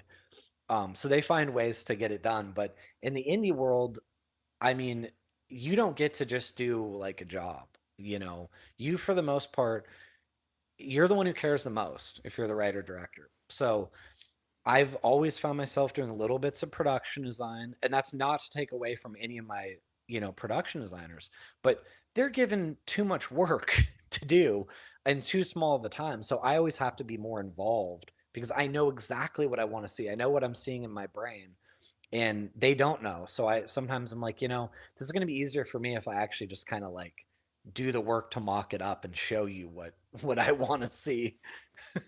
Right. Yeah, you guys are like the grunts. You guys do all the work. The big guys are the pogues. They just sit in their offices and they get catered to.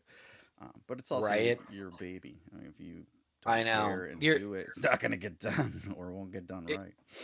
You're so right though, because there's definitely times where I'm like, thinking, man, it must be nice that these guys like have somebody just bring them coffee whenever. And it sounds really spoiled, but like I remember one time on set, because I can't leave we're in the middle of stuff, but I am dying. I'm so tired, my eyes won't stay open, and I'm like, I need coffee, like it's no one's business. So I'm just kind of like looking around to see if anyone isn't busy or doing something.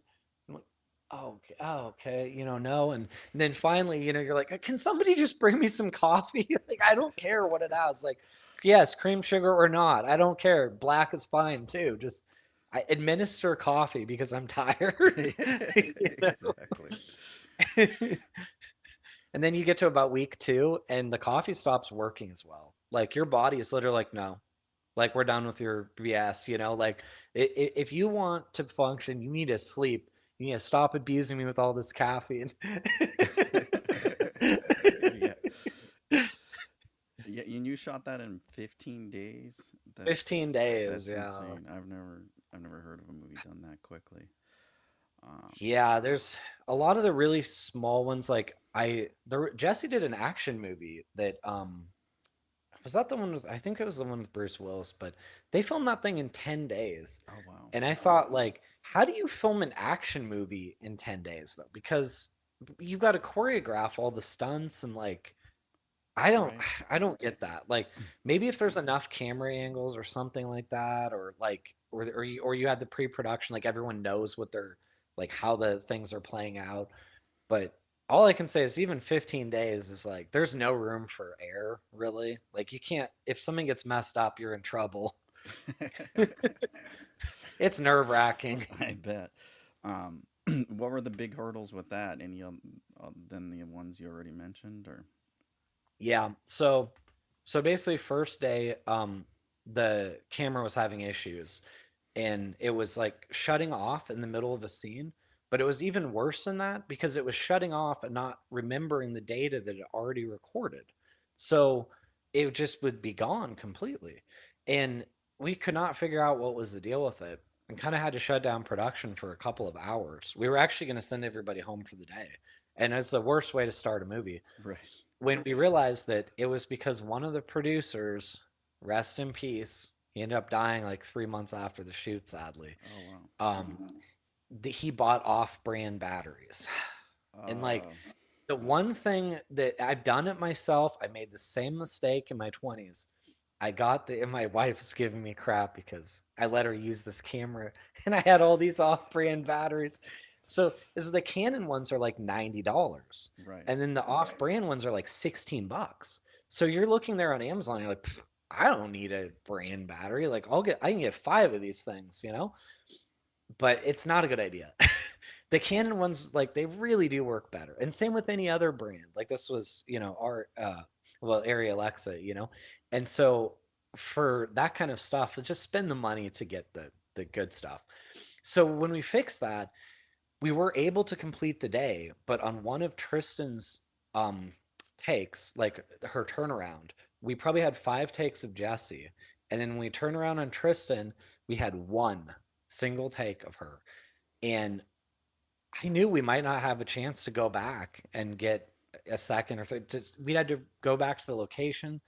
It just wasn't going to happen. There's no room in the schedule. So we're reviewing it nervously, like, is this good enough?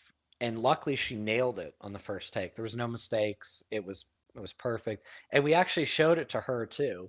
And she's very confident but also realistic. A lot of actors are very nervous and they don't like their work.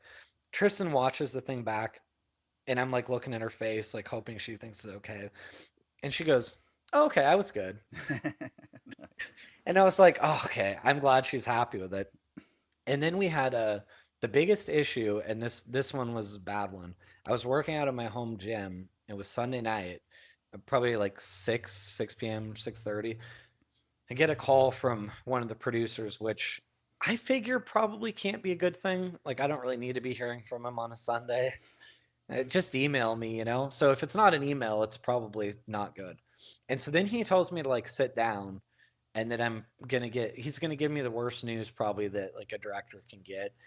And I'm like, are you kidding me? Like I was like, it better not be somebody died. I mean, Yeah, right. like what is going on here?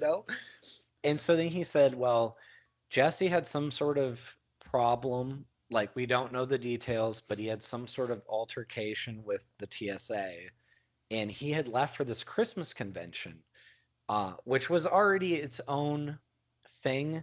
He didn't tell us about this before production. And I found out from like, I don't know, Instagram or something like that. And so we already had to schedule around him not being there for Friday.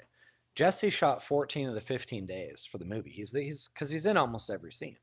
So that was it. That was the only day we could afford not to have him. And so then Ron tells me that Jesse has been put on a 24-hour no-fly list, and he is not allowed, even a charter plane or a private jet, he's not allowed to get on it legally and come back to Vegas. So we're going to have to miss Monday, and we're going to have to reschedule everything Monday and push it all so that it's Tuesday through Saturday instead. And it really screwed things up because that Monday we had our Carrot Top cameo, we had the Eric Roberts cameo, and like this other location. Luckily, both of those two, were still said we can just do it on Tuesday. So it worked out okay, but everyone was scrambling like all night long to rebook things and like tell the crew that we're not coming in tomorrow. And the kind of ironic part is that that day was my 40th birthday. I was not a happy camper when we were in pre-production, and it started to look more and more like, oh great, I'm going to spend my 40th birthday on set. Like in some way I thought, well, okay, filmmaking's my dream. Okay, I guess that there's worse ways to spend your 40th birthday. But I wanted to like relax and just have a nice time and all. So I kind of had put it out into the universe like, man, I wish I didn't have to work on my birthday. And the universe was like, oh, well, we can make that happen for you. So like one thing I've realized about the universe is do not ever do that. Be extremely specific. Like I could have said something like, gosh, in some alternate reality, I wish we had been shooting this movie in October or something like that, so that it didn't happen to fall on my 40th. But if you put out into the universe like, gosh, I wish I didn't have to work on my birthday, all of a sudden it's like, well, what? You got what you asked for. Exactly. And I'm like, that's not what I meant. I don't have that kind of luck. I do that all the time. Put all kinds of stuff out there. Nothing happens. CQ I has feel luck like that. Oh, I wish I found $100, and you'll find $100. I'm like, what the hell, man? Right? I feel like I $100 put and it out. a meteor hits me. Yeah. No, I'll like put it out and it will like pervert my intention, like like let's say you're like, "Oh man, I wish this video game just came out earlier." And then it does and it's like absolutely awful and needs like a bunch of patches and it's Exactly. unplayable or something like that. And I'm like, "All right, well, maybe it's true. Be careful what you wish for." Like, Yeah, it doesn't exactly. really work out as intended. Speaking of the money though, that's a funny one. My wife and I think it was our last trip before we moved to Vegas. It was like I proposed to her at this time and all. So we're going into one of the casinos and she like I don't know, she kind of like lollygags for a second and I'm like, what's going on back there? You coming in or what? And then she like hurries and catches up and then she's like, dude, I just found $202. Like she found two 100s and two $1 bills. And I was like, what? Where? Like, and she's like, they were literally just like on the ground. And I'm like, okay, so I don't know, some high roller was just messing around with his money or something. And I thought, man, I think the most money I've ever found is like 50 cents or something like that. And she finds like $202. And I remember being like, all right, well, I'm just putting this out there, but like I paid for the whole trip, paid for every single thing. Dinner's on you tonight. I mean, you wouldn't have found that money if you weren't here, right? So I just had to give her a hard time, right? Drop it in some slots or something. Exactly. That's crazy. But that's I don't know. That's also something that we don't recognize when we watch movies is things like that. Like all the work. Yeah, well, I don't know if you did it, but your team had to do to pre-plan everything that's already planned. Oh yeah, probably way ahead of time. It's just usually crazy. pre-production. Like I'm extremely involved in that, just because that's like it's the whole like failure to plan is planning to fail. And pre-production is where you kind of have the most control. Like things get out of control when you're shooting, where you're just like, well, I don't know, just do it. Okay, that's fine. It's as good as it's going to get. So set up, let's do it. Whereas in pre-production, you still have that idealized vision of like everything can be perfect. We just have to plan it right. And I think the days are like they're really full. You sleep enough, but that's all I can say. It's like it's probably 12-hour days, but you'll get your 8 hours of sleep. You'll get your time to to eat. But it's like the phone calls and the emails. I mean, I remember my first music videos like this, and I actually thought it was kind of comical. I think I was on the phone for 6 hours in a row, and as a guy, I hate being on the phone. Like I'm not like a gab on the phone person, but I would like pick up the phone, and it's like the drummer going, hey, do you guys have a drum deadener? And I'm like, I don't know what that is really. It's like, oh, well, it's so that, the drum doesn't make all this noise. And I'm like, that's not something you can go rent. Like, I mean, we're taking care of the film stuff. And then he's like, well, I don't know, I'll rent it, but just ask around maybe. And I'm like, okay, I'll get back to you. And then you like call your unit production manager. And then he's like, what's he talking about? Drum deadener, that's his problem. Tell him it's his problem. Go get that. Okay, I'll get back to you. And then he like called it. And so then it's like my cinematographer calls me and he's like asked me a question. He's like, well, is the gaffer gonna have access to, X, Y, and Z lighting? I'm like, I'll get back to you. And then you call back up. It's like, and it's just like goes this way all day long. And I'm like, oh my God, I hate this. So It's a that's middleman. sometimes, yeah, it's like pre-production is just like all these things where it's like, sometimes you think, why can't you just talk to this guy? I don't need to be in the middle of this. But they'll be asking your advice. And the one thing that we were just talking about, Asher and I, on Saturday about filmmaking, is that you don't want to seem clueless as a director. Even if you don't care, you should probably at least pretend you do. So, like, if you're a wardrobe person, and keep in mind this is their whole world, right? This is what they do. It's you want to treat their job like it's important because it is.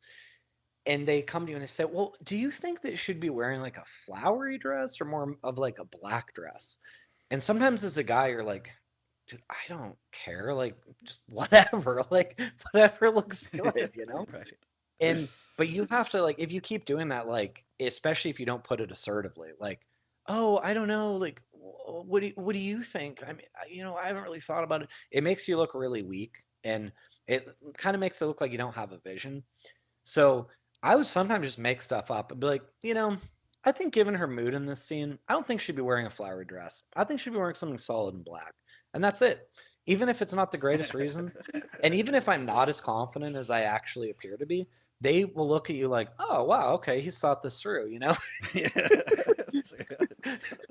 So, and it doesn't mean I don't know what I'm talking about most of the time, but there are those instances where you're like, dude, I don't know or care. Like, I don't think it affects. on my mind right now. I'm not Yeah, worried I don't about think that. it really exactly. Like, I don't think that really affects this particular scene.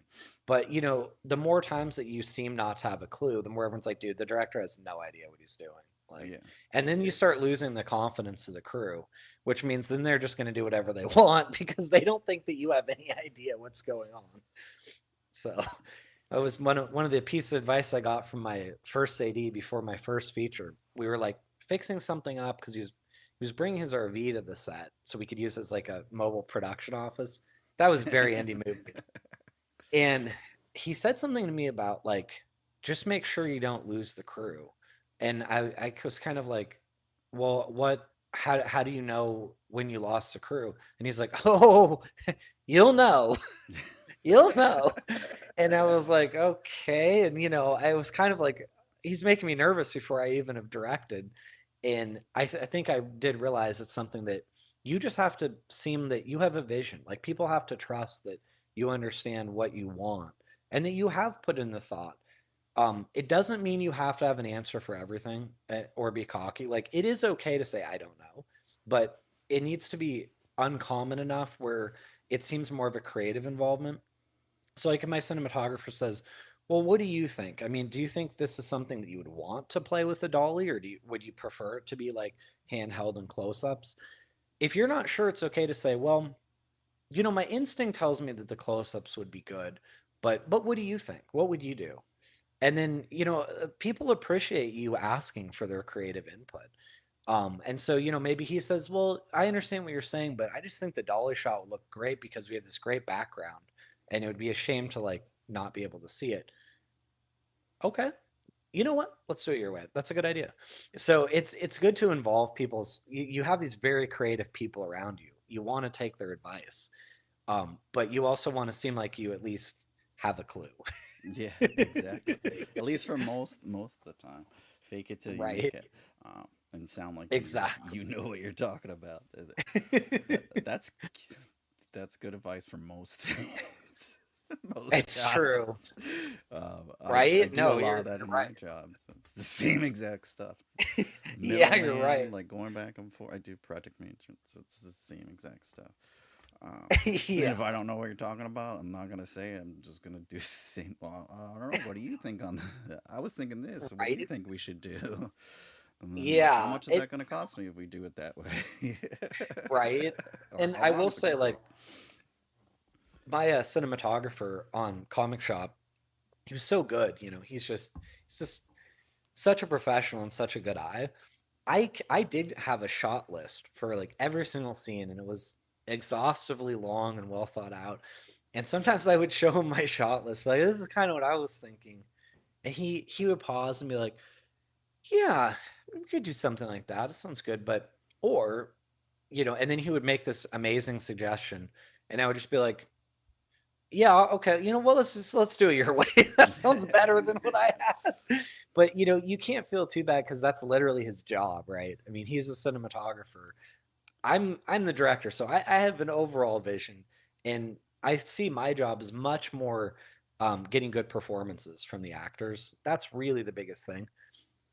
Which is why, like, it kind of makes me laugh. I saw this one review of Comic Shop, and I can't remember where it was, but it was something along the lines of like that the acting was like really good throughout.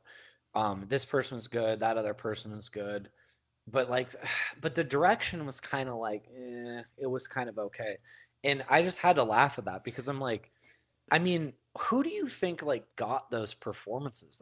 That's literally my job is to make sure that the acting is good. I'm so baffled by that comment. But you can't take it personally. You just have to remember it's like, well, that person's probably never been on a set. They are not exactly sure totally what the director does. And I see that a lot. Like, my best friend, he did this to me in my first movie.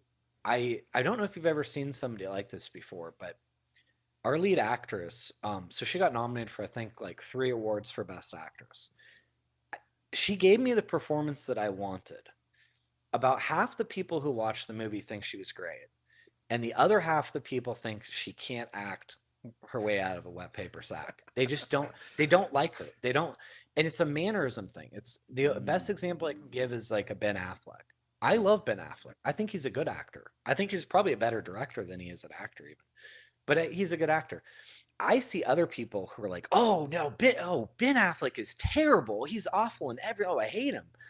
And it's like, well, clearly he can't be the bad actor you're saying he is to all of us because he's made a lot of very successful movies and done quite well at his job. So that was kind of something interesting where my best friend would tell me, "Oh man, I think you did a good job on the movie and all, but like it would have been better if you had, a better lead actress."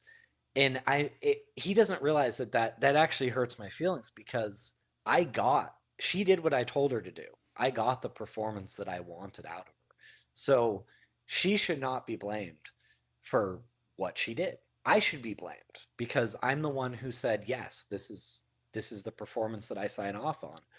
Um, but that, again, like you're dealing with audiences don't always understand that. Like they Right. don't, and especially your friend doesn't want to blame you. And it's like, it's okay. You feel free to blame me. I'm the one who stands behind your performance. Blame me. It's okay. Yeah. If CQ made a movie, I'd blame him for everything. No, I've no problem throwing blame. But yeah, it's like Right? like you said, we're Monday morning quarterbacking all these movies. Like we don't know what the Like heck me and goes support. into it. You spend 3 years like writing and making the movie, and then we spend 30 seconds shitting on it. Right? And It's normal, it's how it goes, and like I think, yeah, you do have to develop, a thick skin with that, and just I think the way I've tried to look at it is like, what if somebody told me that 70% of people didn't like my movie, but 30% really liked it, and they thought it was like it meant a lot to them, it was special, and they could relate to it. I'm okay with that. That's fine. I mean, it's art. Not everybody's gonna like it, and not to mention that technically means if like 300 million people see your movie, yeah, all right, 210 million don't like it, 90 million love it, think it's great. That's fine. that's It's enough fantastic. people. Like, Yeah. so I think it's like you just don't want to make a movie that everyone sees and goes, oh God, whoa, that thing was awful. Like, what were they thinking? I mean, what a waste of time, and I think that at least with my movie, there's that passion behind it where I don't think most people would see it and think it was some sort of like, I don't know, cynical cash grab or some sort of waste of time. They may have this or that issue with it, just fine. But, I think most people can see that it's like it comes from a good place. It comes from, a passionate personal story, and that's all you can do is like you put your personal story out there, and once you put it into the world, it's not yours anymore and people get to judge it. That's what you signed up for when you Yeah, made it. exactly. you know And everyone has an opinion, and it's easily shared these days. But as long as you right? do what you want to do and you gave it your best effort, that's all you can do. Absolutely. And like you said, Yeah, as a long as you're few proud people of it. like it, a few million people like it. That's more than Right? enough. I mean, people like Fast and the Furious. Yeah. I But mean, and you'll see things that like just they have to make you chuckle. You have to chuckle because we're all so different, right? yeah, So there was like one review that said these were both like overall positive reviews. One review said that he could have done without any of Mike's alcohol abuse. And then the other one said that we should have leaned into the alcohol abuse more and shown it more. And so I'm just like, okay, I mean, it's like, damned if you do, damned if you don't, I guess, you know? yeah, Like, but it's like, yeah, I don't know. Because then you're gonna, other people probably wouldn't like it. I don't know. I think it's right. just you gotta do what you think is best. I kind of I wanted to toe the line a bit where it's like we see that like Mike's not an alcoholic, but he's somebody he's lost, you know, and he's struggling, and I think he's trying to fill the time more than anything. Like he just doesn't know what to do with himself. So Exactly. he's not drinking because he like has a problem. He's drinking because he's just flat out bored. Yeah. And so he's like, you know, I go across the street, get some lunch, grab a couple beers. What's the harm, you know? Like it'll be fine. I'm not gonna go crazy, but I may have two or three, maybe four beers. You know, it's like one turns into four kind of Yeah, thing. exactly. It's common and relatable. Like a lot of people do that, especially if you're a struggling business owner. I mean, we watch a Yeah, lot of like the freaking bar rescue shows. It's like every other bar, the owner's in there drinking. Like I'm 250K in debt, and he's just sitting there pounding Long Island's and stuff. And it's like, yeah, it's like, what else are you oh, gonna do? Like you don't know. Like you have no other that options. It's like, yeah, you're gonna that toss a is few so back. funny, right? I So, I remember so for a while my brother-in-law worked at a bar like quite a while, and we lived like walking distance away. It was a decent walk. I mean, it was probably like 9 blocks, but you know, whatever. I'll make the walk. So we go there, and he gives me like brother-in-law pricing on everything. So I'd go there and have like 6 pints of beer, and then the final check comes to like $12. I just remember being like, whoever owns this bar is getting yeah, screwed. right. Like, I mean, no wonder these places don't make money because you got a bartender who invites his brother-in-law and his friends in, and none of them are paying anything Exactly. for his beer. What the hell? So, Everything's empty.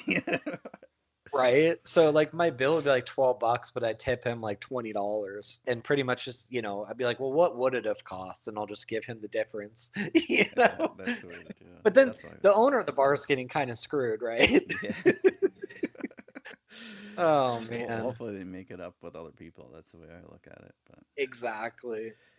another thing is if it's beer, like I think it costs him like 75 cents. It's probably more now, but it used to be like 75 Right. cents a beer. So it's like, and you're charging $5.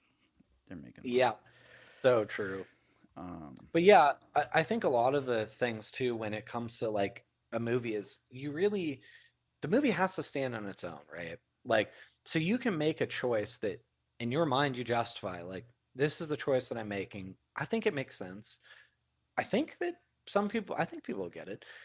But then when it actually comes out, like, you're not allowed to really defend it. It's because it's not going to come along with the movie, right? It's not like here's the director's commentary, like telling you why he did what he did.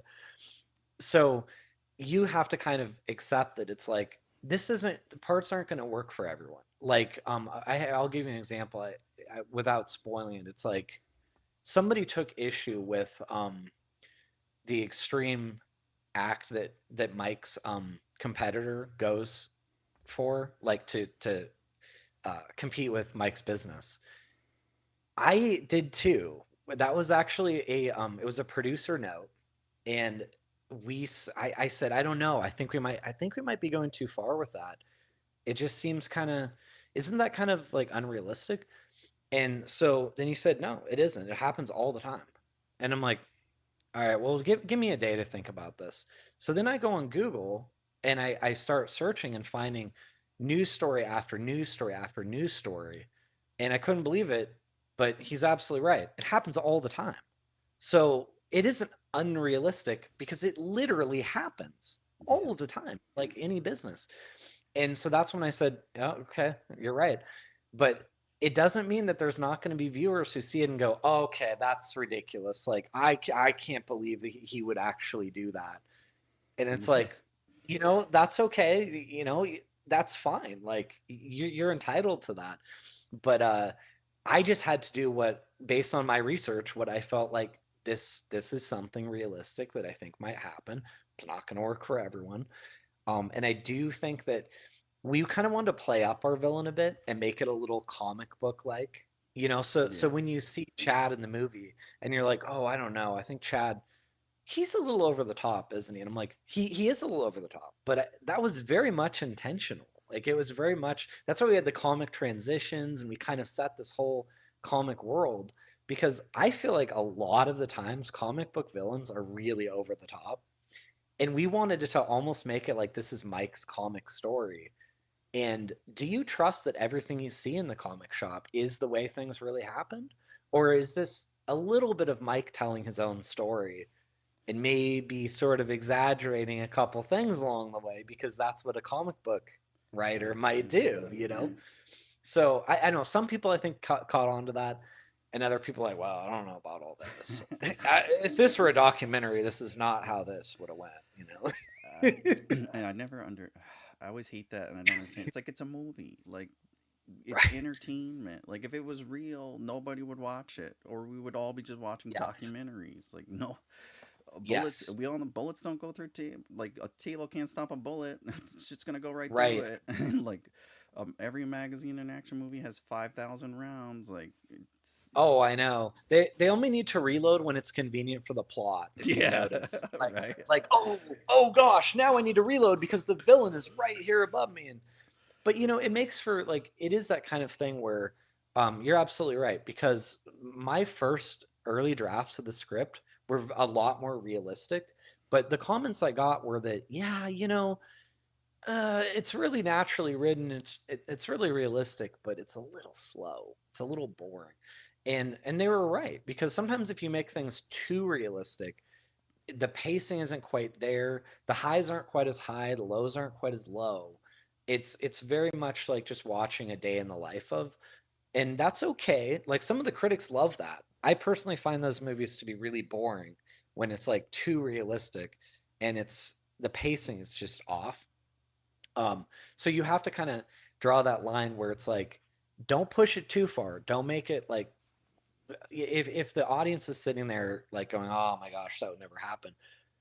But I have to say, sometimes the truth is stranger than fiction. Like True. that Last Breath movie where the guy, the diver is underwater for 31 minutes without oxygen and he survives without brain damage. That actually happened.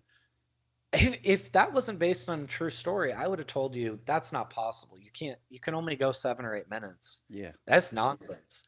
But like, somehow it happened, and scientists aren't exactly sure. They think it's the cold water combined with the super oxygenated tank that he was breathing before, but they're still not exactly sure. Or if you watch sports, there was a game about just before the playoffs where Dallas was up 4-2 against Vancouver. Vancouver pulls the goaltender, and Dallas scores on the empty net. It's 5-2. And there it stayed 5-2 until there was 1 minute to go. Vancouver scored at 59 seconds. They scored at like 30 seconds, and they scored again at 5 seconds. They tied the game. They went to overtime, and they won the game in overtime. If that had not happened, if you saw that in a movie, you would be calling BS. Yeah. You would be sitting there going, oh, this is some Disney nonsense. Like, we can't score 3 goals in the last minute. It's impossible. It's like, but it actually happened. Yeah. That's the crazy part. Which is amazing. And those are the things that people like to watch. And it's weird that Right. it's like, yeah, if you throw that based on a true story or whatever in there, it's like, okay, I'll accept it. But if you just throw it in there randomly, everyone's like, that's bullcrap. You're It's right. like, what are you talking about? Like, The guy just jumped out of a plane, like, with no right. parachute, and he grabbed on another guy with a parachute. It's like, and you want Yeah. to complain about, like, something like, oh, he fired 40 rounds and that magazine only holds 12 or whatever dumb stuff. It's like, what are you Right. Like in talking something about? like Yeah, it's like something like Jurassic Park, and it's like, they complain about like a gun, and you're like, oh, that's the part of the movie that was unrealistic. Yeah. Not the part about the velociraptors running around, Right. but it was the gun that really tripped you up. Okay, I see, Yeah. But There's- yeah, I think that the other one that I've always laughed about, because it makes me just want to kind of ask them, like, explain what does that mean to you, is when they say, yeah, I liked it. I liked this movie. It was really good. It was fun, but it was pretty predictable. And I'm thinking to myself, like, but I mean, you'd complain if it wasn't. Like, if let's say I had Mike at the end of the movie just pull a gun and just kill himself and decide that life wasn't worth living anymore, you'd be ticked that you wasted your time. I mean, 90% of the audience would be like, "Oh my god, are you kidding me? Like, why did I watch this movie? Like, this is just depressing." And if you look at most things, I'm like, "Wait a minute. So Star Wars isn't predictable? Yeah. Like, you're kidding. Did you think that Darth Vader was going to win at the end of the movie? Like, Right. no. Every single movie that we all like are really predictable movies, except for some horror films. There are some horror films where you think, I don't know if this is going to be one where they kill everyone, or one or two characters makes it out. Maybe I've definitely seen horror where I thought, oh, if she's the main girl, she's going to make it out alive, and then they kill her too, and I'm like, oh, okay, never mind. It was one of those where no one's going to make it Yeah, out right. alive, and that's okay. That's good, but I don't think that it's a criticism that holds a lot of weight to me, because usually we kind of know like the way it goes. And I was watching some sports movie. I'm trying to think what it was, but a couple months ago I watched a sports movie, and I thought it was going to be one of those predictable ones, like the happy ending. And I watched the whole thing, and it didn't have a happy ending. And so, okay, fair. That movie was not predictable. I hated that movie because I thought I can't believe I watched 2 hours of a sports movie for it to have a bummer of an ending. Like, no, not interested. That doesn't do anything for me at all. Like, I want the payoff, then you didn't give it to me. So, thumbs down. Well, you But spend the whole thumbs up for not being time. predictable. Yeah, you spend the whole time relating to the characters and building that relationship in that short period of time, and you have this. It's like you read a book or something too. You build everything up in your mind of what's going to happen and what you see them doing, and then when it doesn't happen, you want to get upset. But when it does happen, you're like, "That's bullshit." It's Yeah, like, okay. I know. I think it's very hard to say. Like, I think, that's why as a creator you really have to focus much more on what makes you happy. And I know that sounds selfish, but I have to say this is the decision that I think is right for my movie, because I'm watching it so that I like it. And I have to trust that I'm not such a unique individual that I'll be the only person to like my movie. Like, so, because I think imagine what a cynical perspective it is to sit there and think, what would most audiences like for this scene? I bet it's probably 65-35. Okay, that's what we'll do. Because if you made a whole movie like that by like committee, it would be a mess of a movie. You Right. can't be doing that. And not to mention that you actually have no way of knowing what most people like. That's just a guess, and it's going to be a biased one anyways, because it's going to be based on the people you know. Yeah, well, what would my friends like? Well, that's not a great way to make art, I don't think. I No. think you have to make it something that comes from you, comes from inside, and comes from passion. And it has to be completely acceptable if somebody else sees your work and goes, I'm sorry, it just didn't connect with me. And somebody else says, oh, I loved it. God, it really spoke to me. And it's like, well, that's why we're all different, right? I mean, and that's why there's thousands of movies out there, so that you can love some of them, you can hate other ones. And I think that's part of the fun too, is that you can talk to your friend. Like, I just was my friend, and he doesn't like Hitman with Glenn Powell. Yeah. I thought that was a great movie.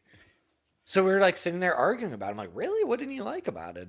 But if we all agreed, what a boring conversation, right? Yeah, that was great. Yeah, it was. This one was bad. Yep, that was bad. Exactly. That's how We have nothing to talk about. that's what we have this show.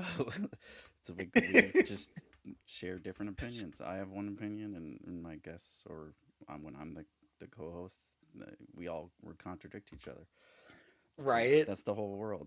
But Oh yeah, yeah. and that's what's good.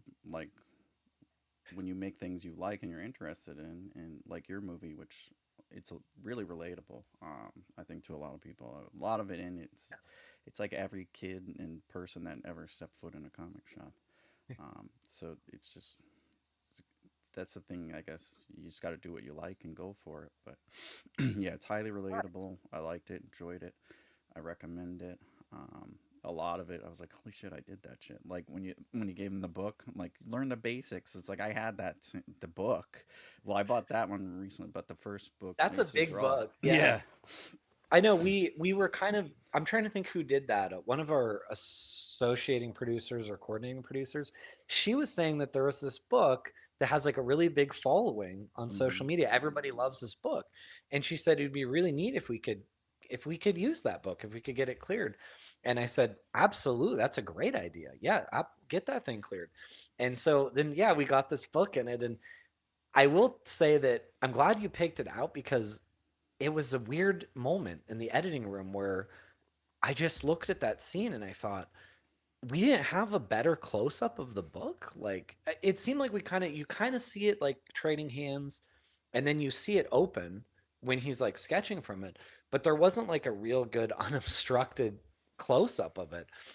That must have been one of those time constraint things. Yeah. It doesn't matter. It like in the context of the plot, it doesn't matter at all. But it just kind of surprised me that like I was asking my editor, "Come on, keep looking. It's got to be in there. I'm sure we would have shot that. I just can't see that we wouldn't have done that." Yeah. But yeah, so good catch on that one, and we that also plays into Mike's sort of like, a little bit of a dickish nature. Like that's not really trying. I mean, he said he would help Brandon learn how to draw, and he just hands him a book at the start, says, "Hey, here, kid, read the book, figure it out." But we want to make Mike like a guy who's a little bit of a tough nut to crack, and he opens up Yeah. as it goes. No, you did a great job on that. Yeah. All right, we got to wrap it up here. Yeah, But yeah, tell everyone where they could see the movie, what you have coming up, where they can contact you on your socials or whatever. yeah. So it is for. I'll give my little pitch for the first one. It's for rent or sale on anything like Apple TV or Amazon or Fandango, Google, those things. That is the best quality. However, I understand, a lot of us we don't watch movies that way a lot anymore. Go to our streaming services and we watch what's up there. So it is for free on places like Tubi. Amazon has it free with ads. I think there's about 8 other sources. I don't even know the names of all of them, but it's all those ad supported ones. So you do have to deal with the ads. And as a filmmaker, you're going to be watching the movie with 2.0 sound, whereas we did a full surround mix, in a nice studio. And so of course, that's the way I prefer people see it. But I totally get it. So maybe somebody, if you want to check it out on Tubi and you like it, then you could buy a copy that's like the full quality kind of deal. But yeah, lots of ways to see it at least, and I'd love to people check it out and just see what you think. Yeah, we highly recommend it. CQ and I both watched it and we like it. I, That's awesome. yeah, I'd buy it. Just spend a little couple bucks. Can't hurt. People spend money on a lot worse. Well, I appreciate it so much, and especially as an indie filmmaker, it's all we can do. We have to kind of like put ourselves out there and hope that our audiences find it because we don't have the resources to go like take out crazy ads and could put it in theaters and all that. So we just have to kind of connect with other people. And as far as my socials go, I've got directorbowen.com, Bowen, and then I've also got at Director Bowen on Instagram. I try to post pretty often, like with updates on Instagram. Um, my website, I usually do a good job, but I it desperately needs an update. The last month has been really busy, and now I've got to add like 12 block entries to it. So, but still, it's a good place to check out my other work as well. And my first movie, we're putting it back up through this distributor. They made a deal with me and they said, "Hey, we'll take your first movie and put it back up there." I do not have an idea exactly when that will be, but we've completed delivery. It's called Amy Allison Fans. It's like the way I would sell it is it's a guys skewing romantic comedy. So it's I'm not saying your girlfriend wouldn't like it, but think like I Love You Man or I'm Forgetting Sarah Marshall, where like us guys can actually enjoy this movie and more for us. It's perfect for us. Right.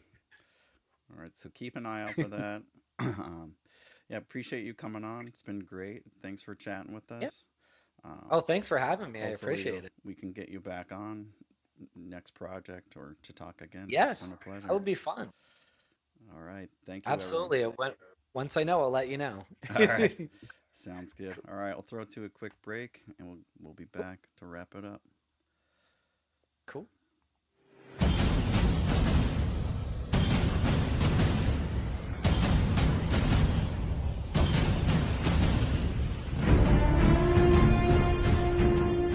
Hey, you there? Yeah, it is right, you. Let me ask you something, right? Where the hell do you think that you're going? Oh, would you think because the show's going to commercial that means you get to just walk away? Well, CQ asked me to pass on the little message, alright? And it says, I'll be back.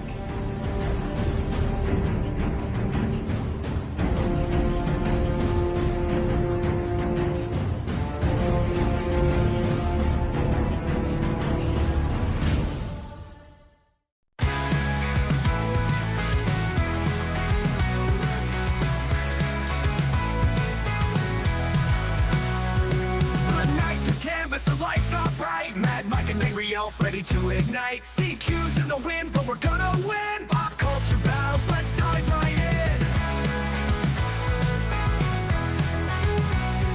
From movies and games and TV crazes, our chatter's wild and sparks like blazes. No heavy hearts, just laughs and cheer. Come on, folks, let's shift the gear. From movies and games and TV crazes, our chatter's wild and sparks like blazes. No heavy hearts, just laughs and cheer. Come on, folks, let's shift the gear. Pop culture warrior marching on tonight.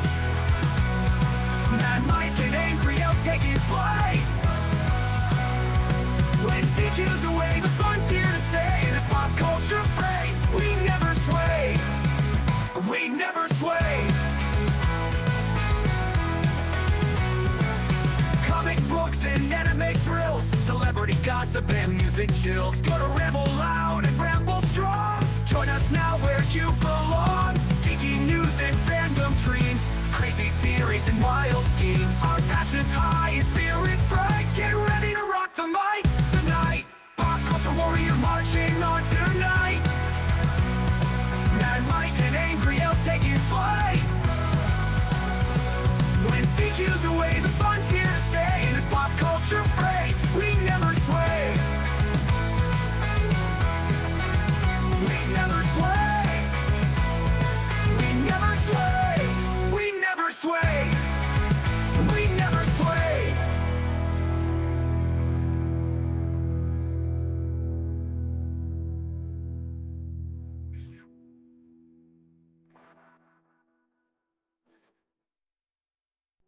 Hi there. You're watching Pop Culture Warrior. This is the way.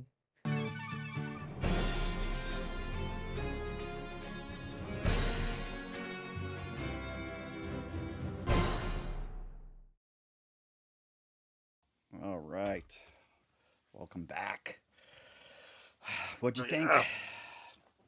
Dude, that was awesome. Like now I gotta go. I gotta watch that movie. You Run over to Tubi and watch it for free. Mike is a machine. Yeah. I'll go check it out. Dude, I was digging his collection. It's like, dude, look at that. Yeah, I didn't even get to talk to him about all that. He had a bunch of Star Wars stuff in the background there. Yeah, he had a cabinet full of freaking just lightsabers. I was like, dude. Oh wait, you live in Henderson, Nevada? I know where that is. I was waiting for him to say what exit. I'm like, oh, I'm gonna be at your house next week. Hope you got good. Like, oh, the Pop Culture Warrior got canceled. We don't know why. Bunch of stalkers. But yeah, that was awesome. I mean, dude, hour and a half. You guys were freaking like talking up like freaking chatty nannies. Yeah. Like, you know. It's trying to get him on as my co-host, but he's too busy. Yeah, I know.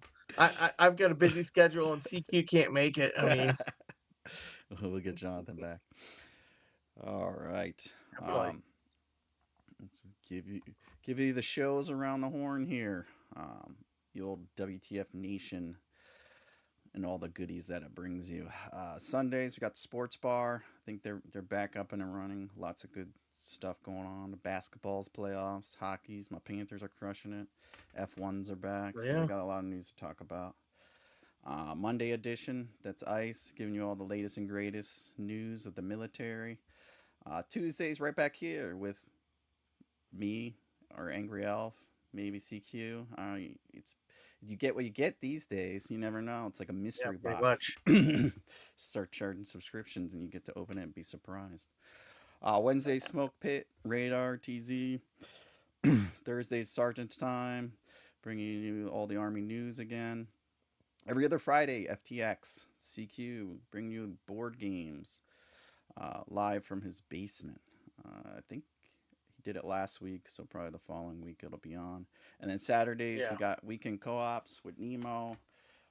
Bring you a bunch of gaming stuff. I know he's got a lot. He just went to freaking, what's it called? PAX. He was just at PAX, so check out his socials. Got a lot of posts there, and I'm sure he'll be talking about it Saturday on his show. He's got a lot more big things in the works. As do we. I think we got a bunch of Memorial Day stuff coming. I don't know when that is. They don't tell me these things, but it should be coming up soon. So stick around, tune in. Appreciate you all tuning in. That's all I got. Oh yeah. Say Yeah. goodnight to the folks. Good night, folks. All right.